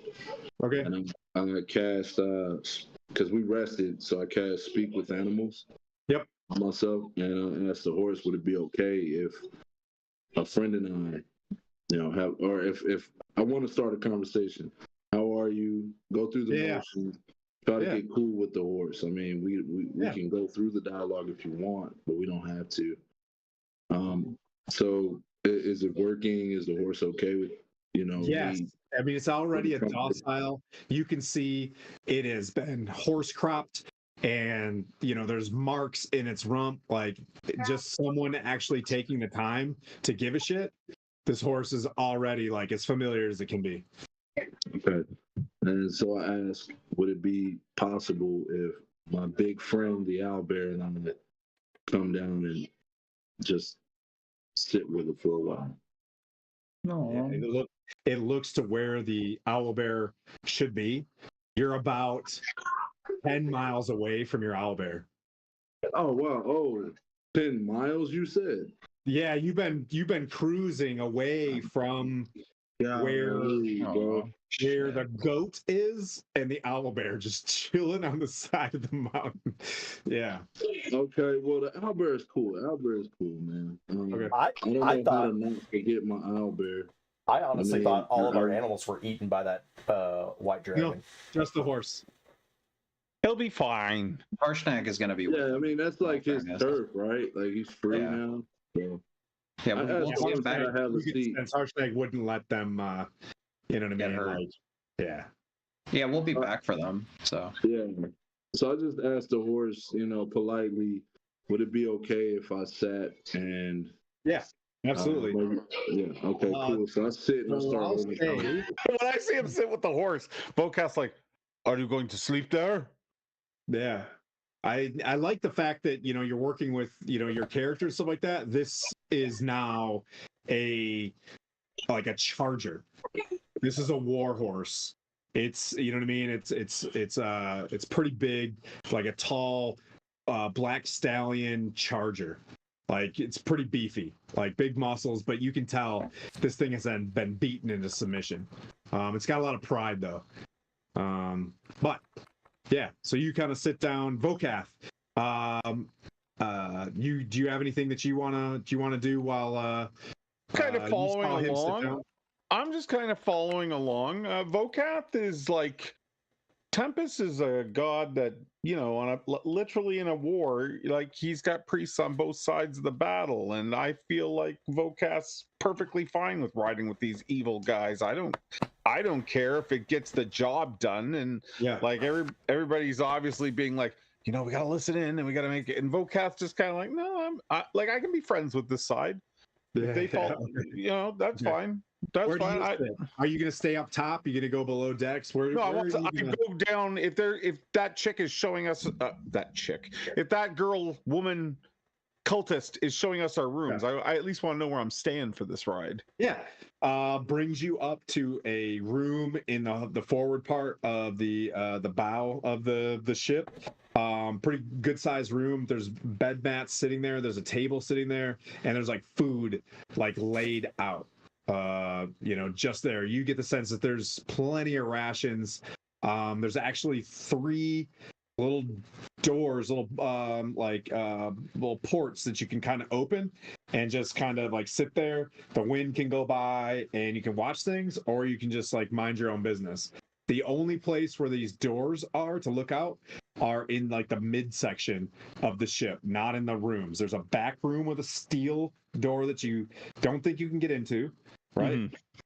And then the front is a closed off place where you can go and chill. And you see Sabathor and Delsephine, I think is how we'll get this right eventually. Delsephine are like, they're in slow motion, having small talk, showing there's a card table and things like that she kind of sits down at as well. If there's food, I'm eating. There's food. It's like a buffet. Find a place where wherever I think I'm gonna sleep. Just drop my gear, except for maybe my hammer that goes with me, and my hammer and I'll go eat. Yep. You hear, Laz, supper, and he's like, ugh. And he just starts like, grinding, some spices, and he just quickly throws down 2 circular big loaves of bread, and then there's like a jug of wine and a jug of water. And he starts like on a little hot plate situation off to the side, starts cooking something up. Matter of fact, he takes it up to the furnace, we'll say, and there's a place where they already have like sitting there and can cook. I don't even pour the wine into like a glass. I just drink from the jug. Okay. Grab a loaf of bread, and yeah, I just start chowing. Okay, Blandina, you're up top. You're goatless. You did you land yet? Are you still kind of floating with this thing? Oh, no. You're on... Okay. I landed. Okay. I landed in a safe spot. Okay. With my initial hesitance. There's just 2 cultists on the top deck right now. There's a dude at the front, harpoon. He's like just got ropes. It doesn't look like the ropes are doing anything, And there's the guy that's holding the south button. You know what I mean? He's got this. It looks pretty south. Like it's not the best navigator, but he's the best at the Dragon Cultist Academy for dudes that don't sail good. I'll walk up to him and hand him the hand drawn map, and I'll go, "This is where we're going," and I'll point. South of Tribor, and he like literally it lists to the right just a little bit. This will shorten it down. And he kind of like, it's a bit windy up there, so he wraps it up. And I'll go, "Where'd you go to nav school?" and I'll walk away. He must be a lieutenant. He's got it. San Antonio is south of Waterdeep. But yeah. San Antonio. And then I'll walk downstairs and Okay. find a room. Let's see. Yep. So as you walk downstairs, everybody's kind of collecting. We'll go back to Sabathor, and Delsephine. I'll get it right eventually. And she sits down and, cards. And this will help pass the time because you did the gambit thing, and yeah, just kind of having fun with the cards. Yeah. Yep. And I'll say, I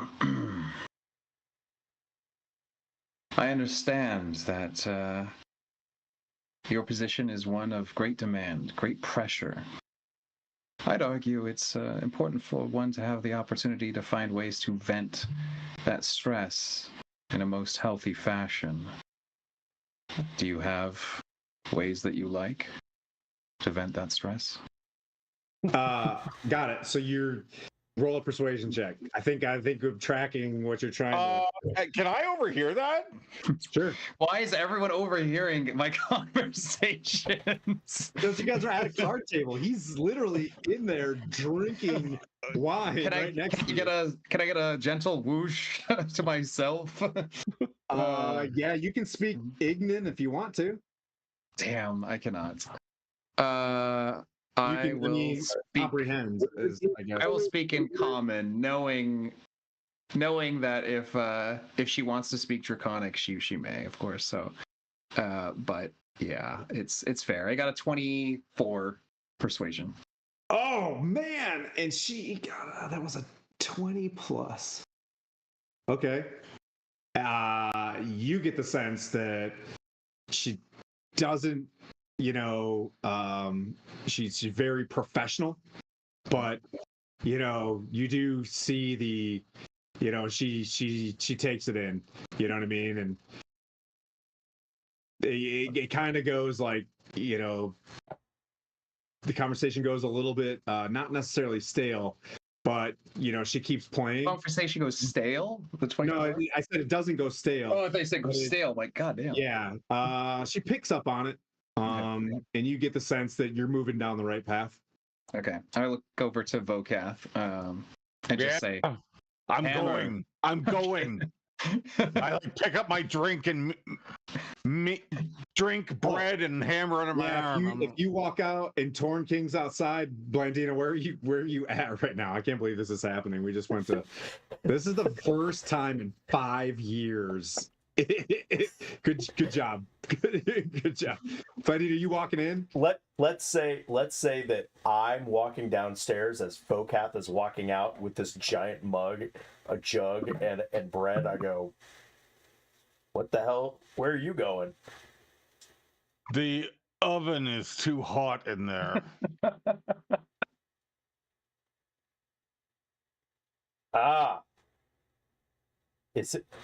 Is he really? Is it? Yes. Yanti. God. I know. So you guys get How does the saying go? They would do a rock pile if they thought there was a snake under it. You want to come to my quarters, Vokath? I just want to eat. No, I don't want any of that. No. Lance We'll just go eat. We'll just go two eat. loaves of bread and shuts the door behind, and just and he's got like a bucket, and he's just like, we'll build stew on the top deck, and he one-handedly kind of walks up the steps. Like, I just pat Vokath. I'm like, I was just offering you a place to eat. Oh. That's it. I think I would like to get out of earshot of the room. Yes, let's. I don't want to be privy to that. Maybe on deck where wind is blowing in our ear holes. You guys go upstairs, and in complete, in the land of Dungeons. If we pass Torn, I'm like, enjoy the horse. I just scowl at him. Like I got stuff going on in my head right now. I'm not even understood. Not doing horse stuff. Just kind of chilling. I just scowl at him and go back to having a conversation with the horse. Got you. No worries, man. That's what I meant by enjoying. Come on, let's get out of the gutter. Yeah, so the door closes and then the camera shifts off to the curtains, and for all intents and purposes for you, as soon as it closes, it calls your bluff completely, and just clink, you know what I mean, the belt comes off and whatever, you know what I mean, like if you want to create a good relationship, Delsephine said yes. It's the classic hitting every wall and hallway on the way to the captain's quarters trope, where they're like just the classic original Top Gun Tom Cruise love scene. But like the way it starts, I just want you to know the hottest song. Hold up, man. Wait a minute. Did Salvatore just do what I was trying to do? Bro. You were trying to do that with the horse? Bro. Wait. No, What were this you? is the weirdest With the redhead, dog. session With the redhead. ever. No, different people. Yeah, different people. No, but you got Dalfef, whatever. Yeah. Stephanie. I'm trying to go, do boy. public Yeah, relations. you're both trying to Hey, lay the look, I see groundwork. him and I'm like, yeah, bro, knock that out. we pass each other. So day one on the ship, you know what I mean? Like with 9 to go to Belial, you get the sense Oh that God, this is going to be a long ride. Yeah, it is. Few hours pass, it becomes evening, starry night. Blandina, Vokath, you're up top eating some stew. You get the sense that there's normal meat steaks inside this stew. It's a really good stew, and there are 3 crew members. There's the younger, as he was describing, Zalthea, kind of being taught how to tie knots with one of the cultists in the front of the ship, and then there's a dude just doing celestial navigation and staying south. They ship change. Another guy comes up, takes over the helm. Savathor, you're kind of however things wrap up there, she just gets back to business. Right. Throws a towel in your face and like walks back, you know what I mean, into another, she gives you a thumbs up. Actually, roll another persuasion. I want to know. Okay. I want to see, since we're going down this path. Can I give myself guidance? Sure. As I would as You're praying for. No, it's a performance enhancing magic. Business? I got you. Performance enhancing magic. It's I got you. it's like teaming up. Oh God. All right. Let's see. Goodness gracious. That's 18. When the ships are rocking. Yep. But doesn't throw it hard at your face, Right. More gently. And she's like, maybe later, and then just kind of like walks off and heads back to work. I'll just kind of mutter to myself. Who knew that Mage Hand could be so versatile with the right? Oh goodness. Yeah, and time goes by, and you can see like this kind of an open bay area where you guys are kind of sleeping. Uh-huh. You see, just like in any patrol base, there's another cultist kind of like squinting, and he was laying next off in the corner. The captain doesn't have her own quarters, and he just kind of he's like, it just kind of like covers himself back up. Sorry. You're muted, bro. Okay. So it's late at night right now, or is it? So what I would like to do is I want to ask the horse questions about the ship and its captors, because it looks like it's been neglected and beat on and whatnot. Yeah. Or it's not beat on, but it's been through it. And I want to ask the horse, just questions about the predicament we're in. And is there anything that we should know? I guess no, because the horse wouldn't know, right? The horse been in the stables. I think my character would put that together. I guess I'm just trying to like get a vibe for the place, and are we in danger? That's a better way to put it. Not unless you like attack the cultists. Okay. You know what I mean? Like you get the sense that Chardonnay is a cruel master, and that they're gonna follow his orders. Okay, I got you. So if that's the case, then I want to leave, because it's the middle of the night. I want to leave and go find Sophia. Zalthea, yeah, Where I still saw up her top. go, I want to go up there. Okay, I mean you can go up there, but like after a few hours, she does come down for a break as well. Okay. So she's down there now, is what you're saying? Yeah, she can be. Okay. She can be. I go up to her and I ask her, how she's holding up. I saw what just happened earlier with everybody kind of hounding her. How are you holding up? I'm not exactly nice about it. I'm kind of gruff, as I said, but there is a hint of concern in my voice. But to be completely honest, I don't know, and this is just for your check. Like I don't really care. I'm feigning it, like it's fake.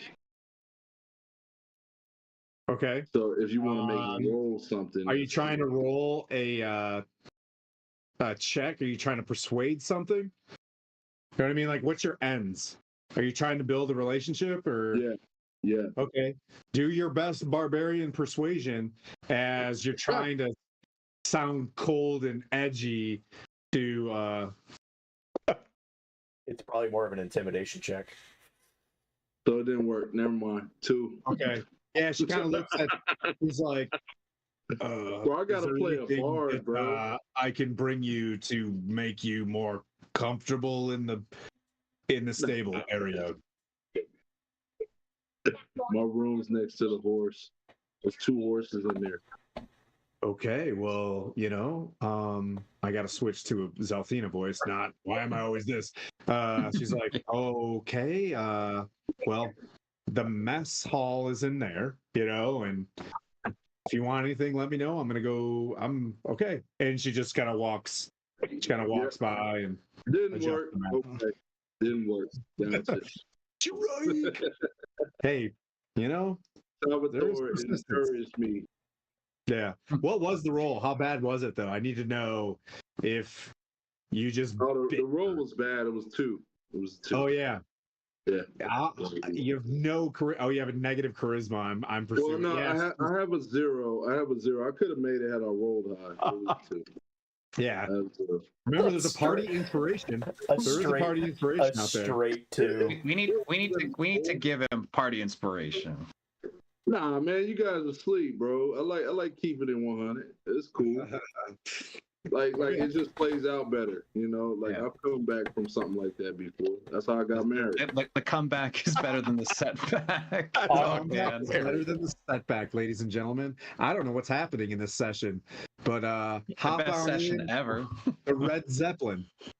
Zeppelin. So you kind of sit back. She, blows you off, and she's kind of confused. She's just like, all right, whatever. Guy that was just yelling at her, like, do you like stuff? And she's like, I like stuff. And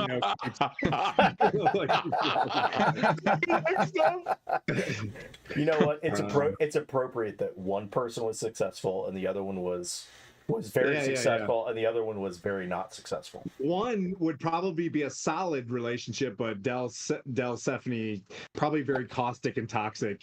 This is, whatever. So there. Oh, anyway. I'm kidding. Hey, no, I don't want to yuck your yum. Those days are behind me. Yuck your yum. So there's now 4 cultists on deck. The 3 of you are on the top deck, and Torn, you're hanging out with the horse and the pigs below deck. Blandina. Maybe you smelt funny. Maybe that's the problem. You guys are starting to go. It's time probably to turn in soon. What is your plan for how you guys want to sleep on the Red Zeppelin? Officers' quarters. I drink as much wine as possible and pass out. So that front deck is kind of the officers' quarters area. There's a bit, there's a spot where you go in. Off to the right is a little mess area. You move forward. There's some when Delsephine goes to sleep in there, they move those kind of like bedrolls into the center area. Like one dude's like above the pigs, just kind of sleeping there. Very Navy. Very Navy. I think I'm a sacrifice to sleep. Ooh. Okay, you stay up all night? Yeah. Okay. It'd be cool if I could, because that spell only lasts for 10 minutes, but I still want to, what is it, animal handling? You know what I mean? speak with animals. I definitely want to do that, and just kind of be cool, like just make sure the animals know I'm not a threat and I'm even a friend. That's where I'm all like, even if it take, and no sleazy jokes, fellas. Yes. All I was going to say was you Okay. can ask them for advice, maybe. Right. You can roll Well, animal my handling if you want. spell's over in 10 minutes though, so now it's just like Yeah. brushing their hair, taking good care of, making sure they got water, stuff like that. Just like if you've ever had, a stray or a dog or anything like that was abused, it was very standoffish, but you get the sense that after the first day, you've established a connection to the point where it's not, when you walk up and put your hand on it, it doesn't sidestep away. It's at least holding, and it just gets stiff when you're kind of like brushing it. It is resistant, but it's not like, stepping away. Leans into You it. find a way you find a way in your animal handling as well to not necessarily hobble it, but like get it to lay down. And it seems to trust you sitting at the front of the pen to be able to like rest.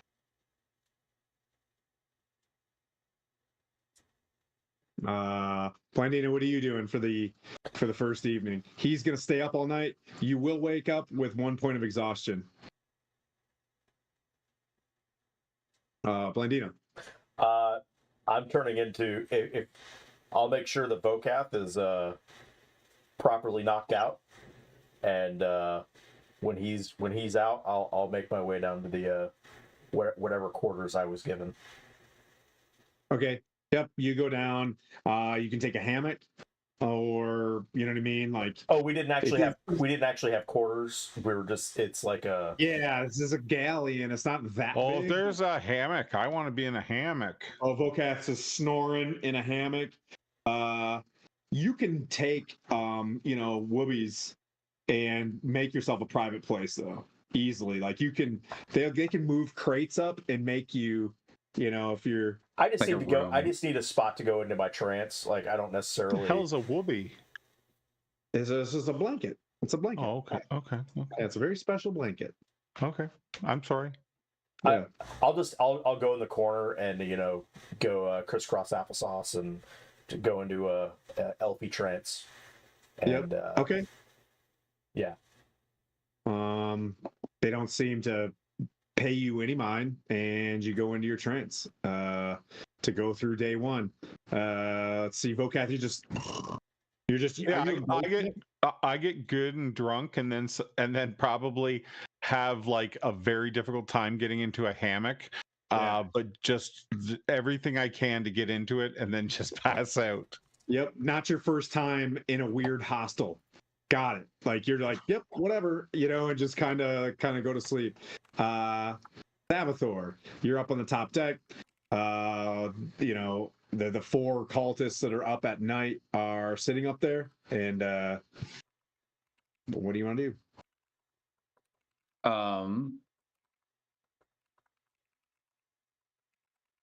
Do I recognize the four? Because there's the young, and you get the sense that this is the only four that are up right now. Okay. And no one did a count of how many there are, but like there's four up on the top deck right now. You know that there are cultists sleeping downstairs, or you know what I mean, like setting in. So you know that there's the newer one, Zalthea, that Torn King was sweating. Delsephine is up there, but it looks like she's giving kind of like last minute checks, kind of walking around doing stuff and getting ready to turn in herself, and that there'll be only 3 on duty. I'm just gonna chat it up with the 3 and just say, I hope my compatriots have represented themselves well. I know it's a tight space up here, easy to rub shoulders, rub elbows, get the wrong impression of someone, but I would say that each of these people are no doubt on the same a cut of the same jib, I suppose, as you say, as yourselves. So this guy's got, he's got his mask on, and he kind of just like looks off to the side and just acknowledge, just roll a quick persuasion check to see if you can get through to him from just being locked on as, a cultist. I know your 27? life was, huh? 27? You start talking and he eventually, he's like,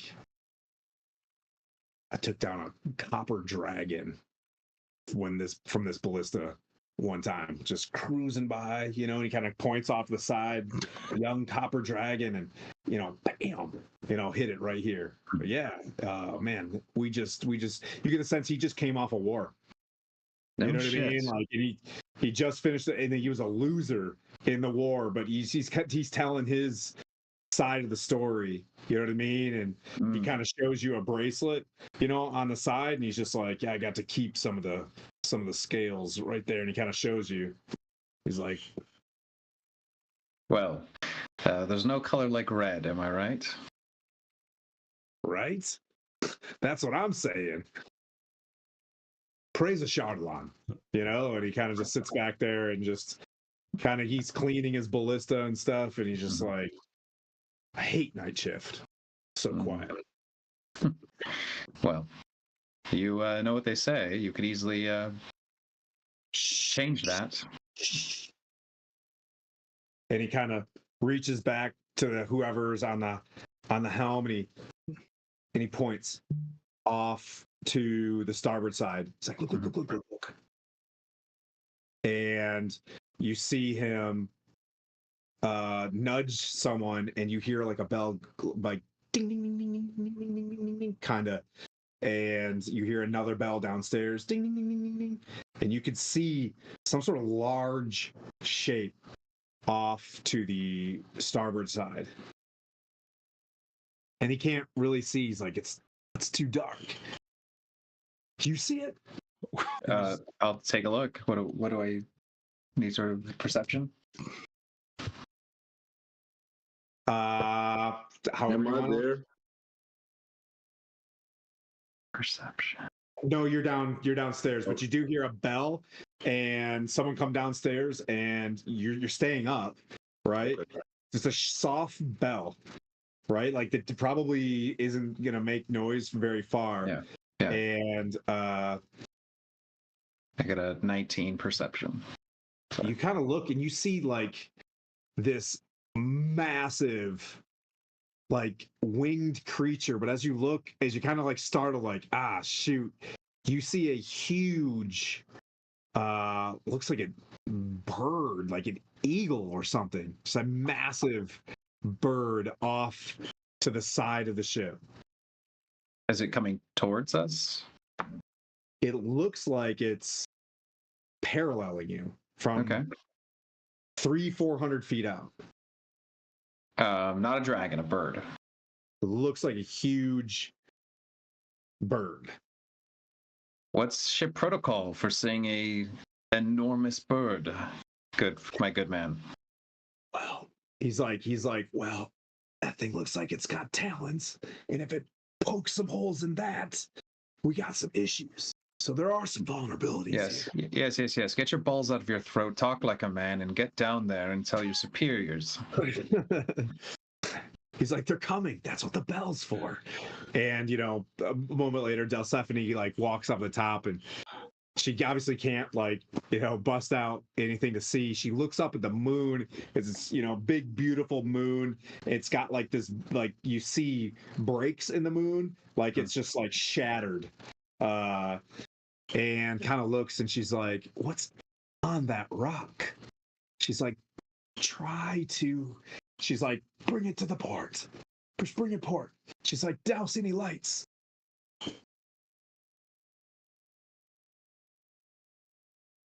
Is the ship so fragile, Captain?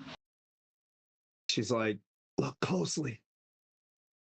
And on top of the rock is like a massive, like, being on top of it. Looks like a massive giant.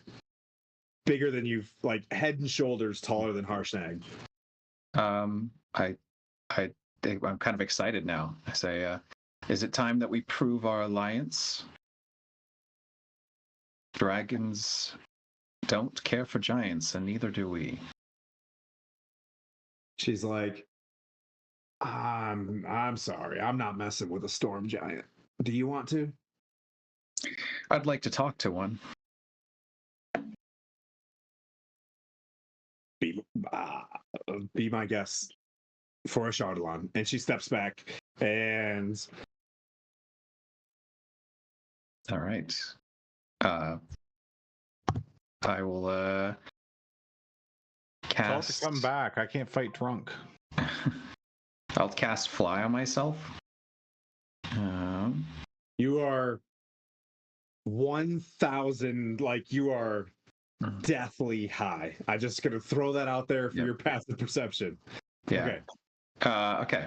I'm gonna cast Fly on myself. How far away are we? And are we going towards, or are we paralleling, like drifting towards or away? It's staying parallel as you drift left, it stays, and all of a sudden you see it climb up over top of the balloon. All right. I'm flying up and going on an intercept course.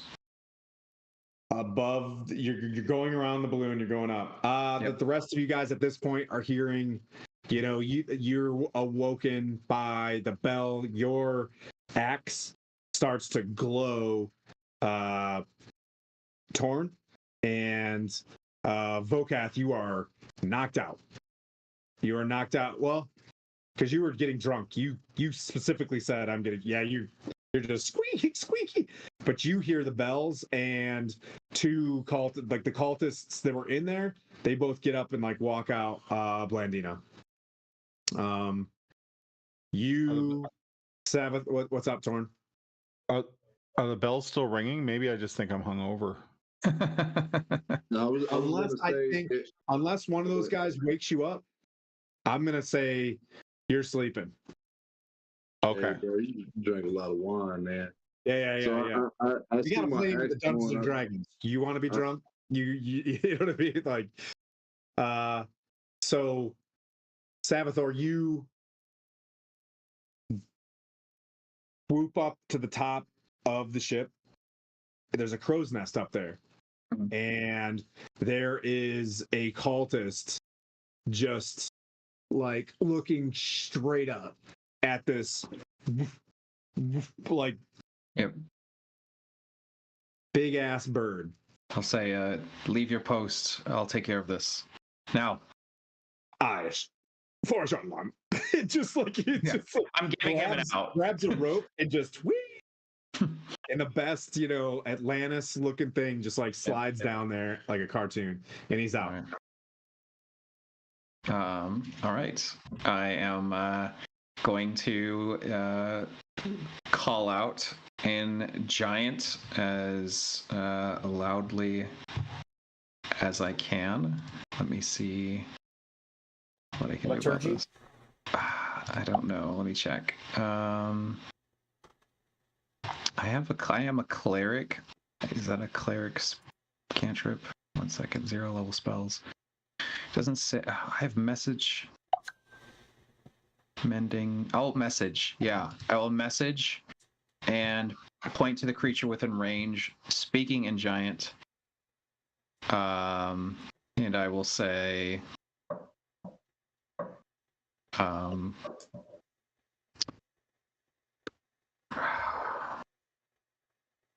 Great storm giant.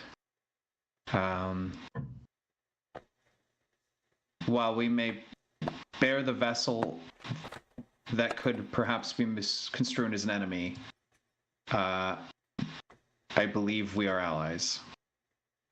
All right, roll your persuasion. This is where it matters. 27. Yes. I don't want an aerial battle. Small folk, as you hear, as it swings off to the side, and you see this like full plate Spartan looking helmet, and this massive javelin just like ignites. What does he say? Speak, small folk. Okay, perfect. Given the permission to speak, I will You speak. guys hear this booming in giant voice throughout the ship. And the cultists don't know what it said because it's replied in giant. And Right. the cultists are like, all you guys heard is like, "Grr, blah," and just like, everybody's like, I'm awake. battle stations. I'm awake. Vokath, you're awake. Yep. Now, I can speak giant. yeah, you hear that in your dream and you're like, what? I hear all this, right? You guys get to, he gets one more of this, and then you guys can start head. So I'll say, Torn, if you wanted to go up, you're up there and you heard this from above the Zeppelin. You see a cultist land and kind of just see you and just like point up, like, big bird, big giant. Your snake friend told me to come down. Half snake. Come on now. Is the bird within speaking range? No, you can't see. You don't know where it's at. You just know it's above the balloon itself. So we'll say, just in case something goes wild and you decide to throw a punch at a storm giant. Are you saying that's a bad idea? Is that bad? Sure. And now it's Dungeons and Dragons. It's a great idea. We got 25 minutes. So Blandino, what do you want? You're up. Vokath, you're up. Do you speak giant, Blandino? I don't. You hear a loud, ominous voice, and Vokath wakes up like, "What, Mom?" You know what I mean? Like, whoa. I'll run by Vokath, slap him on my way out. Like, I don't know what's going on. Get up, big man. If you're voluntarily drunk, you do have 1 point of exhaustion, Vokath, as you wake up. Sabathor. Okay. What do you want to do? Hi, sweetie. I'll say I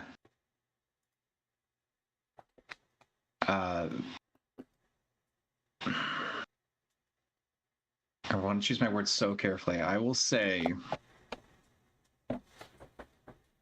I have come to serve King Hecaton's interests.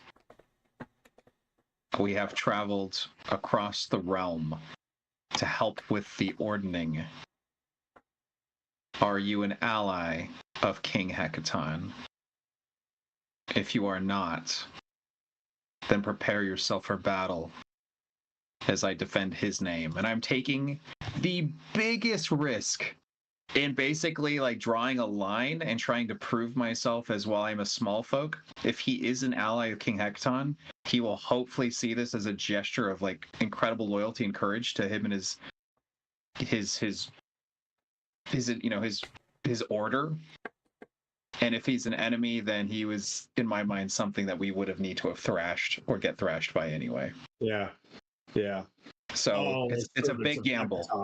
You hear him say, "All are servants of Hecaton.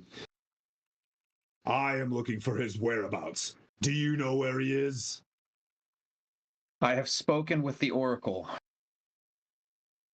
And the Oracle has spoken that his whereabouts are being shielded by some nefarious magic.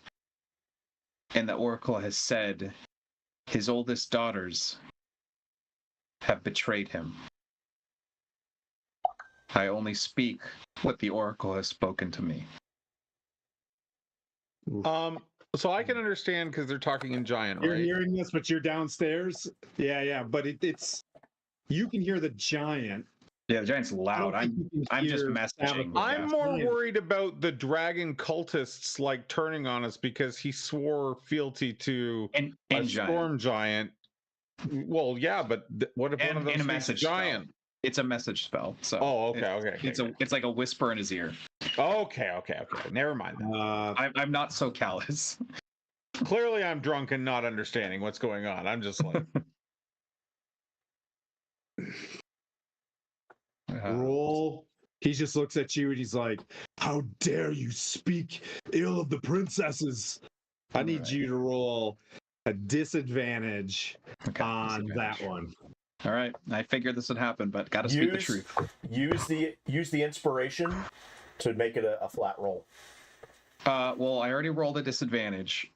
It was a nat 20, unfortunately lost, but it is still a 24 without the nat 20. Nice. He just continues to fly next to you. And I say, you know it in your heart that something is wrong, and the only people who could threaten King Hekaton in all his power, in all his legacy, are the things that he trusts the most: his own children. It is a small folk issue as well as it is a giant issue. It is an issue as old as time. The sins of the children overlooked by the love of a father. Kindamo, this Canthilla's revenge is for you. And you guys all hear this as well. Bello, he grabs the reins of this rock, flies about 20 feet up, kind of just like drifts next to you. A conch of teleportation to the maelstrom. Find it. Report to Sarissa. And he just dives straight down. And I will just at a last message just say, as you wish, please tell the fair lady Sarissa that her servant Savathor will do so. Roll it. What am I rolling? Same persuasion. Okay. It's a very dismissive culture. I'm going to use the inspiration as needed, if that's okay with the party. Yep. All yours. Drop a dice. 25. Oh. I went from he dives down. Tell her Thauron sent you. Yes, got a name. Thauron. Cool. And I will unclench my legs, bracing for the worst. And I will then rush down and tell the crew with bravado, a fake bravado, just to say, that's how we do it in the Silver Fang Trading Company. Dissuading enemies from attacking a superior force. And immediately after I'm like saying that in front of like the crew, I go to my team and I'm going to tell them the truth, a development when we are in private. Yeah, as you do this, which was pretty savvy, Delsephine asks, she's like, debrief me in my quarters in an hour. Yes, I will.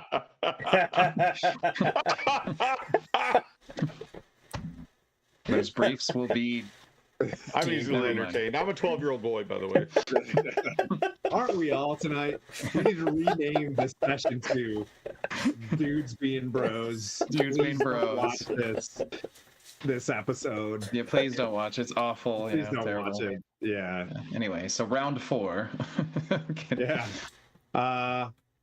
Okay. You guys carry on with the evening. Okay, so you have your crew. You go to that front room. They leave it to you guys. And there's no cultists in there.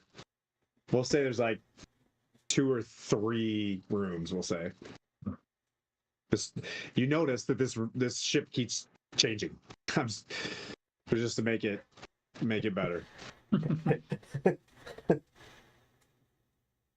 Whatever you need, my man. Yeah, Savathor, you're in the room. Do you want to pass off anything before the day 1 of 10 finishes? I would just like to, and only in a moment of true, like, I'd be so careful using the message spell, using whatever, code Blandina I like, or a mutual language giant, with Vocath, whatever it takes. Very carefully explain what happened. to the truth of it, but being very minimal on the details, but trusting in their trust, knowing that we are, surrounded. And just like I said, being very careful so that they don't have to at least worry about what transpired.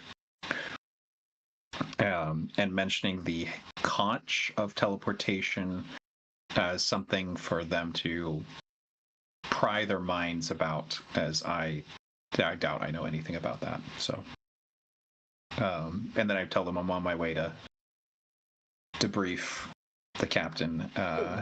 Again? The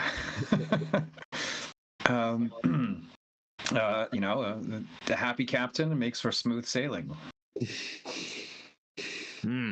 What did we do? What happened? What happened to Stronghold? It took one charm.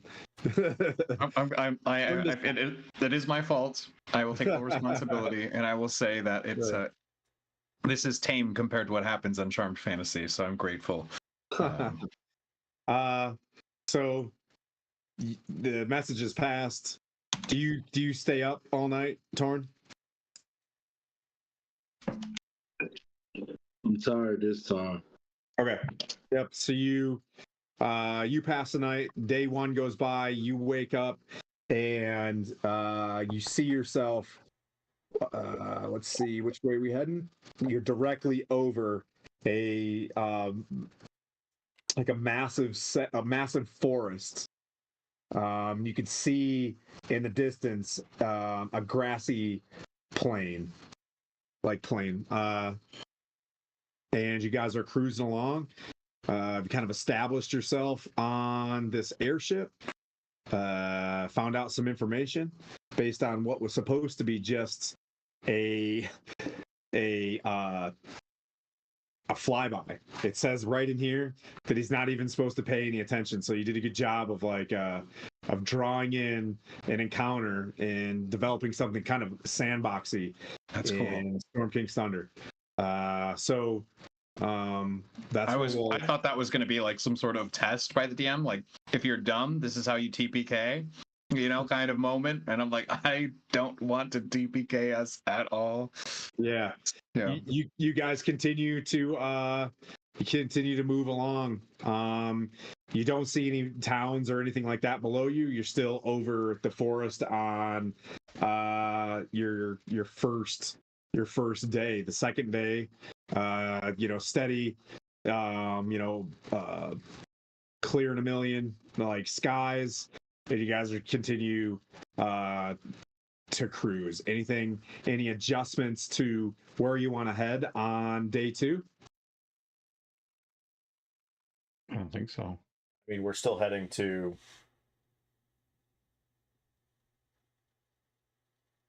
Bellyard, so right, just continuing south. Yeah, I'd rather. Yeah. I'm pretty sure I made friends with the animals now. Mm-hmm.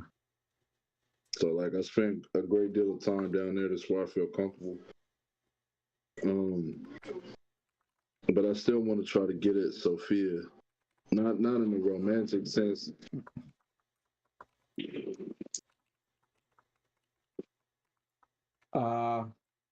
Okay. Yeah, you see her in her regular pattern of life where, she works night shift, and you kind of wake up in the morning, you kind of see her coming down the stairs.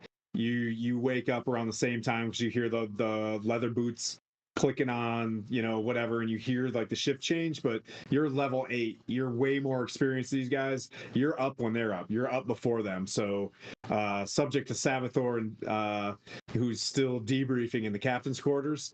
You know what I mean? Like you hear her come down, and you can roll another persuasion check if you'd like. I mean, I guess, and I'm gonna ask you to help me on this, but I'm trying to get information. I'm trying to like win her to our side so that should things go bad, like we'll get a warning or. Yeah, no worries. So I'm gonna roll again. Let's see what happens. Yeah. 16 even. There you go.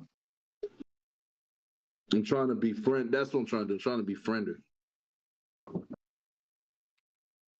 Okay. You got to find unlikely allies in these people. Yep. She comes down and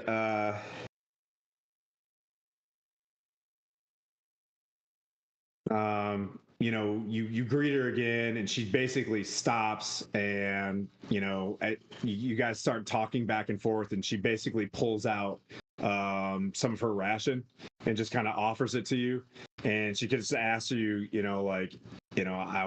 she's like, before I go to bed, for some reason, I can drink a coffee and it puts me to sleep. It's bizarre because I've been drinking it all night. Do you want to?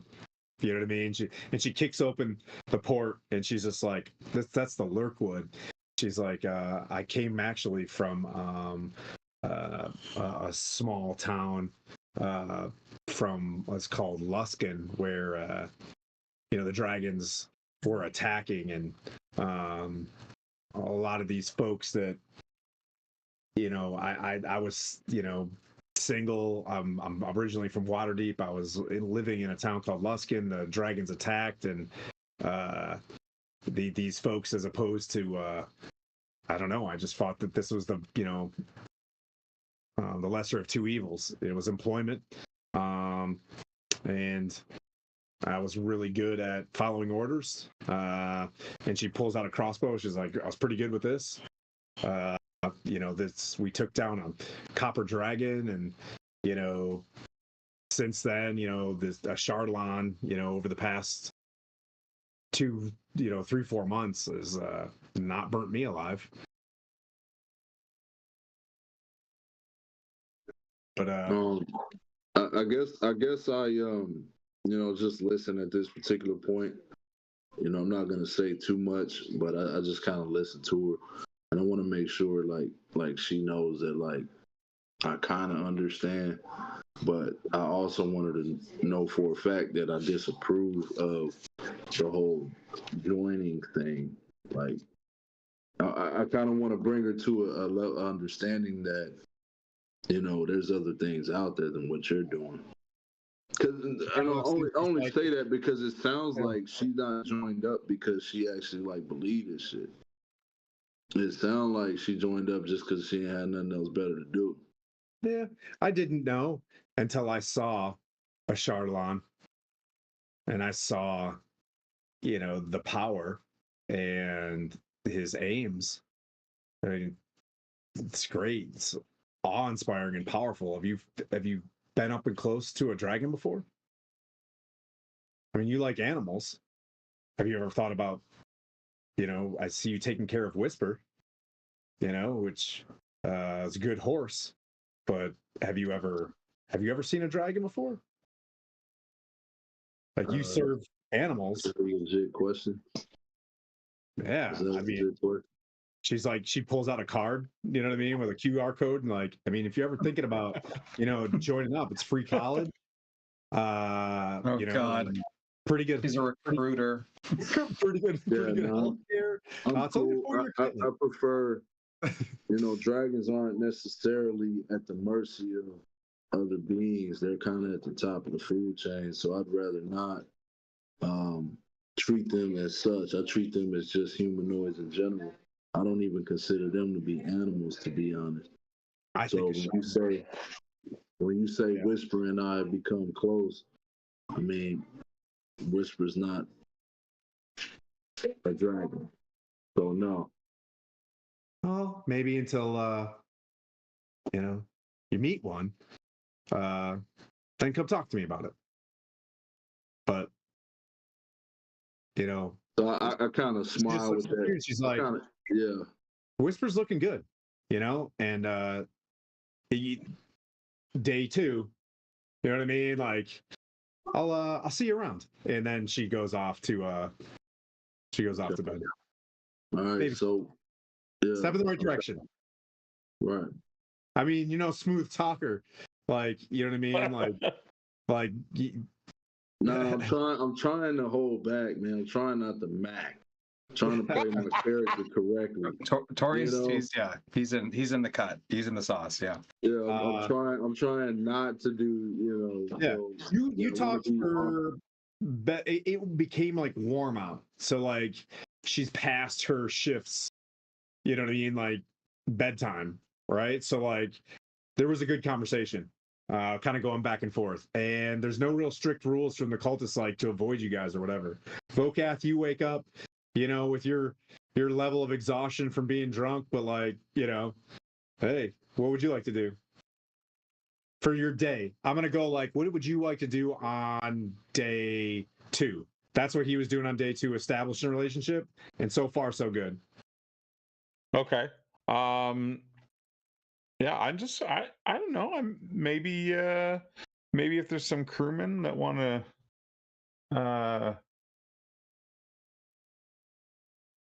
no, I don't think I would do that. I don't know. Maybe I think I'm gonna keep to myself, but like maybe a bit of the hair of the dog that bit me, like I not long before I'm in the sauce again. To be honest, I don't think Vokath really likes flying.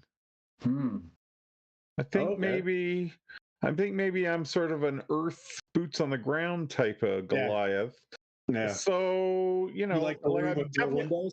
You like the room with no windows? I just stay away from the windows. I stay away I from the you. edges of the ship. Okay.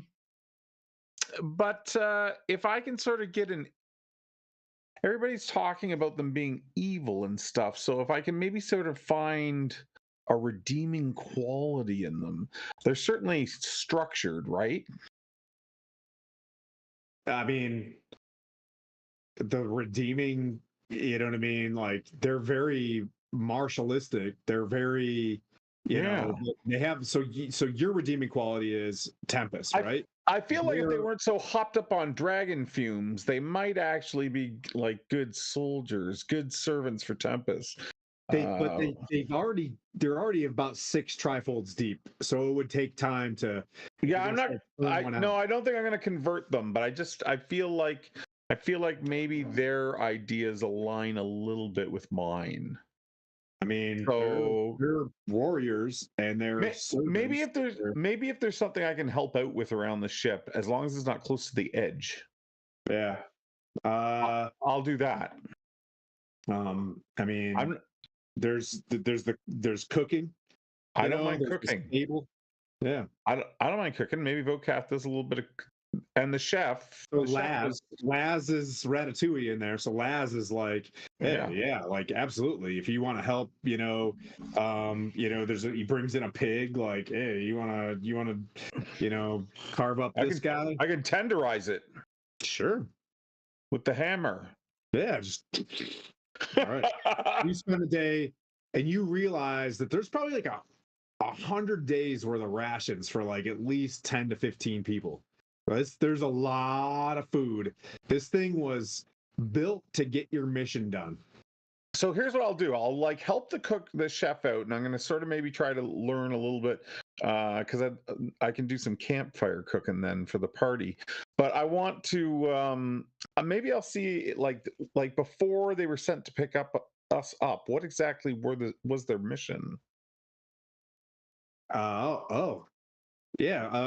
But just with the chef, I'm not going out and talking to roll your persuasion check to see if you can get that out. Oh boy. It's the chef from the Red October. Assistant Loganov. Yeah. Oh shit. Come on, D&D Beyond. It's a goddamn cook. It's always the cook. It's always the cook. Can I just roll dice? Because my D&D Beyond's being fun. I mean, I prefer that. That's my favorite. Okay. So with my bonuses, 19. Okay.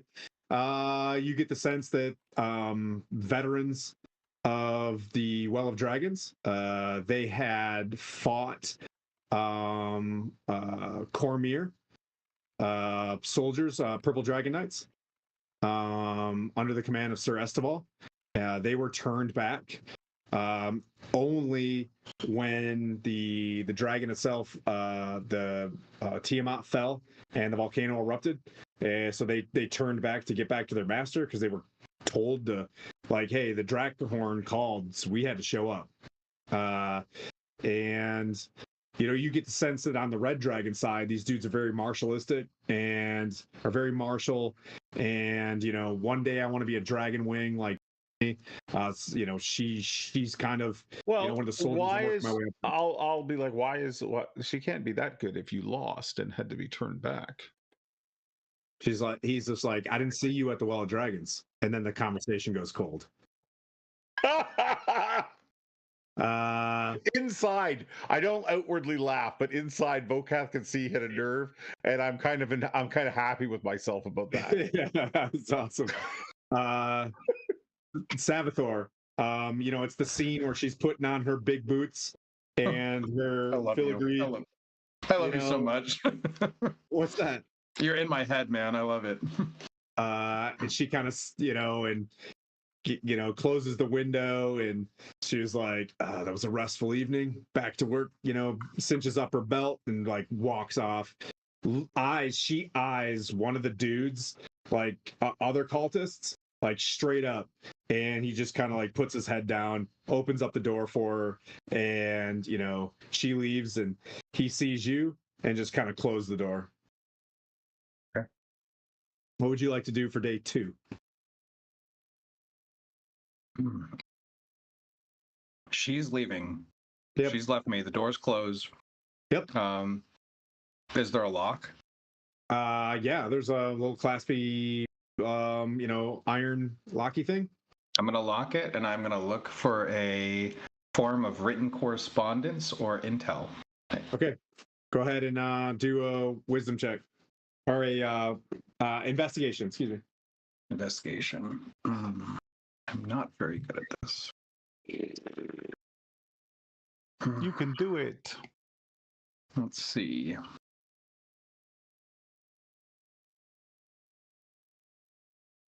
Five.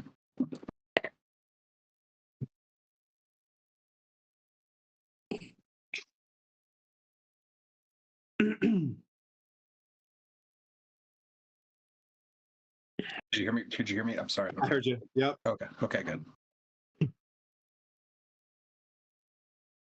Okay.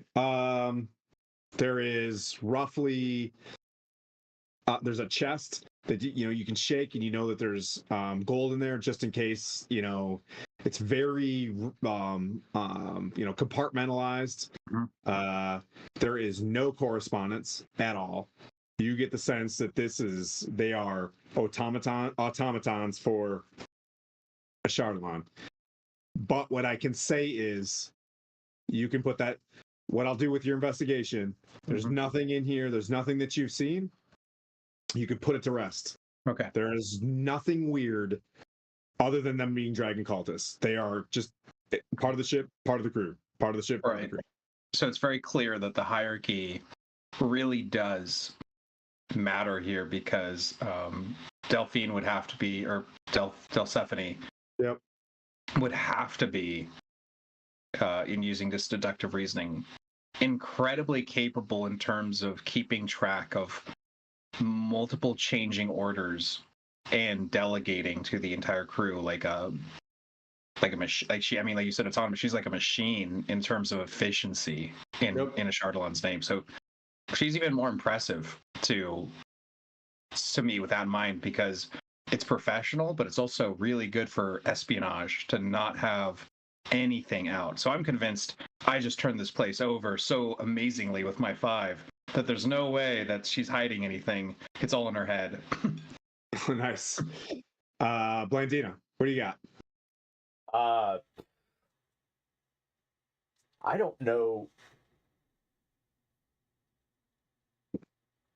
I don't know what I would be doing. I don't know what I would even be thinking on this dragon ship. Coming from a history of hatred of dragons. Like, I'm kind of beside myself by even being on this, it kind of even slightly aligned with a dragon, much less a red dragon. So I'm probably gonna keep to myself and just try to. I don't know. I mean, there's nothing wrong with just Yeah, I'm gonna closing keep. off and just kind of chilling there. Yeah, I'm gonna keep my eyes open. Obviously, Yeah. I'm not necessarily looking for anything in particular, but if I'm just keeping my eyes and ears open for anything. If I glean anything from the crew, from anything, side conversations, just whatever. Do a perception check. Or investigate, whatever you prefer. I can always either Sherlock Holmes or, you know what I mean, like Invest. We'll go with just insight from a general insight check on the entire crew, and it's a 15. You get the sense it only takes 2 people to run the ship. As you're looking, you did get the sense that, as you're everybody's doing their thing, there's some sort of elemental trapped in behind the steel door, pushing out the air, right? And there's an elemental inside this fire contraption, and there's a crew of 8, and they're very professional in terms of they don't get emotional. They were kind of shitting on that younger girl or whatever, but that's only because he was like really staring into it. You don't see much other than like, hey, wake her up. But if you key in on that, it's like, she's the lowest on the totem pole in terms of the cultists. There's a rank system. There's 7 regulars and Delsephine. She's in charge, right? She's the only one that's like got like studded leather armor on or whatever. She's got dragon wing armor, whatever that is. I didn't even look it up because I didn't expect you to throw her off the edge. But there's nothing really. The ship, what I mean? Like, did you say there was a captain? Did you say there was a captain, or Delsephine? It would be Delsephine. Yeah, it's kind of okay. Gotcha. Yep. Is it a captain? She's the dragon wing. She's in charge. I gotcha. The ship is. You got the sense the ship is super easy. Like, you looked and you're like, oh, okay. Like, the dude moves the lever, and the air thing that you haven't really seen moves it up, down, left, right. You get the sense that, pushing this lever, the hand goes up and down. Okay. And that little juicy piece of information is where we'll leave you guys on day 3. You guys passed through the evening of kind of assessing, getting things slowed down. You saw the storm giant, and next time I'll build a map with clouds and an airship. I like that shirt. Oh yeah. Oh man, that's nice. Anything for you, buddy? I mean, I don't know, Tori, if you've heard of it, but it's the network. They're the most legit I've ever seen. Yeah. I heard there's some big news coming soon. You heard that? No, I'm not on the pipeline yet. You didn't hear about their new writer they got? I think they're keeping that shit pretty tight and secret. I hear it's a big deal. Yeah. I heard it's leaking. It's leaking. It's leaking. Well, so am I. What? Nothing. Let's see. Hey, thanks for the 2 additional followers that we got tonight. Man, that's awesome. I really appreciate that. I think we all appreciate that. Thanks for the folks donating to 988. That's fantastic. We broke 1,100 to our goal, stretch goal of 1,500. That's a term that I learned kind of streaming. I'll be on Lord Gazumba on Sunday morning, being Sir Timothy of Greyhawk, and then in the evening I'll be a goblin with Old World Charm on his network. Yeah, Saturday night. Saturday night. I will also be there. Skyler. Yeah. What you got coming up for the rest of the week, J. Remy, and then we'll go to Tori. What do I got? I've got the rest of the week for me is pretty quiet. Back at it on Tuesday on my channel, playing some more Deadlands, Cowboys and Zombies and stuff, and we got Ryan guest DMing for that. Ryan from Canadian Dice. Oh, nice. Yeah, that's next Tuesday, and yeah, we've got a new game sort of being constructed in the background. I think it's going to be D&D 5e, and I think it's going to be Greyhawk themed. Oh, nice. Still working on that, but yeah, so that'll be coming soon. So right now, not a lot of streaming going on my end, but next Tuesday, Deadlands on DM_Jeremy. Tori, anything popping up for you? I just finished ZoloCon for Network the Quickening. I was selling it there. Oh, nice. This graphic novel and man, I even had one guy leave, read the book, come back the next day, and tell me how much he liked it. So that was big for me. So right now I'm on family vacation, so nothing for the rest of the week, to be honest. Maybe a couple pictures here or there. I see you, man. I appreciate that. But in October we have the release of our next book. Nice. And we got a special guest writer this time, so it's gonna be Neil Gaiman good, right? It's not Neil Gaiman though. Damn. Maybe somebody a little bit better. You know, that fresh talent is something raw and uncut.